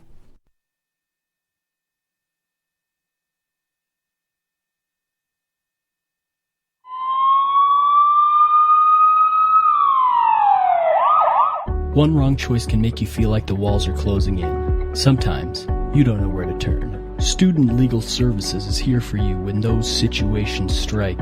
SLS attorneys offer free legal advice and representation to registered UNL students. Don't let one wrong decision ruin your future plans. Contact Student Legal Services at 402-472-3350 or visit our office at the UNL Student Union.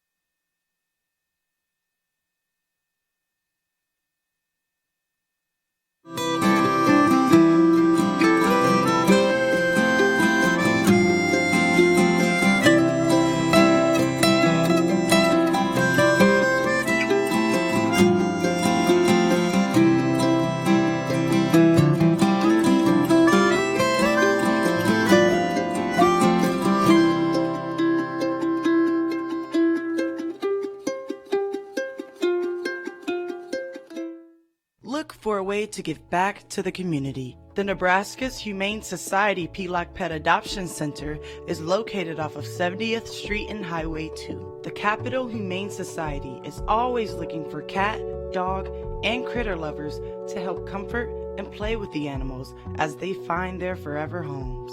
Stop in or go to www.capitalhumanesociety.org to learn how you can give back to the community today.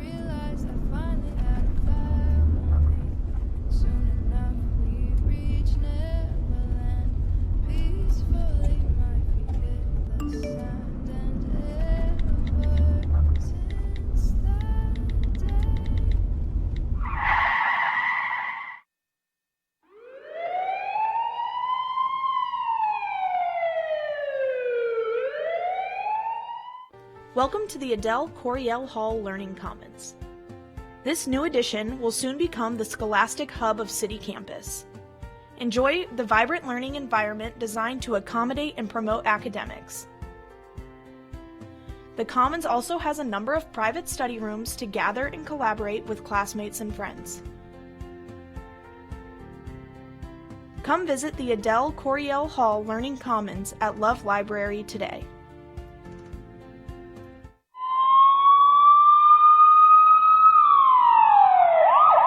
One wrong choice can make you feel like the walls are closing in. Sometimes, you don't know where to turn. Student Legal Services is here for you when those situations strike. SLS attorneys offer free legal advice and representation to registered UNL students. Don't let one wrong decision ruin your future plans.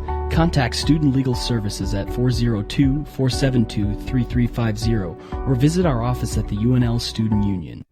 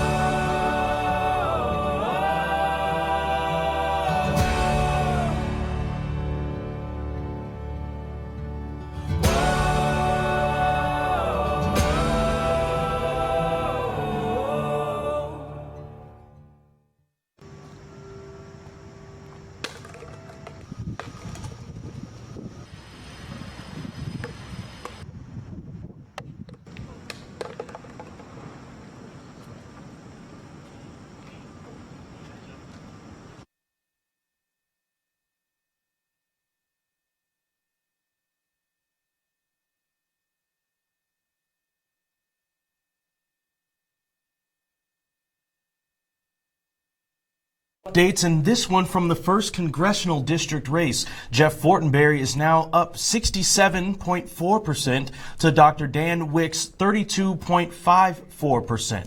And in the presidential race, we have Trump coming in at 54.13% and Clinton at 35.3%. Which, although the polls aren't final, we are going to project that Donald Trump is the 2016 presidential winner. Thank you so much for joining us on Star City News for our special edition election updates. We definitely want to thank all of our reporters, journalists, and associates, and especially the staff here at the College of Journalism and Mass Communications. Our staff has worked really hard to bring you the best content tonight, and we thank you so much for sticking around with us the past 3 hours. It has been our pleasure. For Star City News, I'm Bailey Hurley. And I'm Dwayne Taylor. Thanks for watching.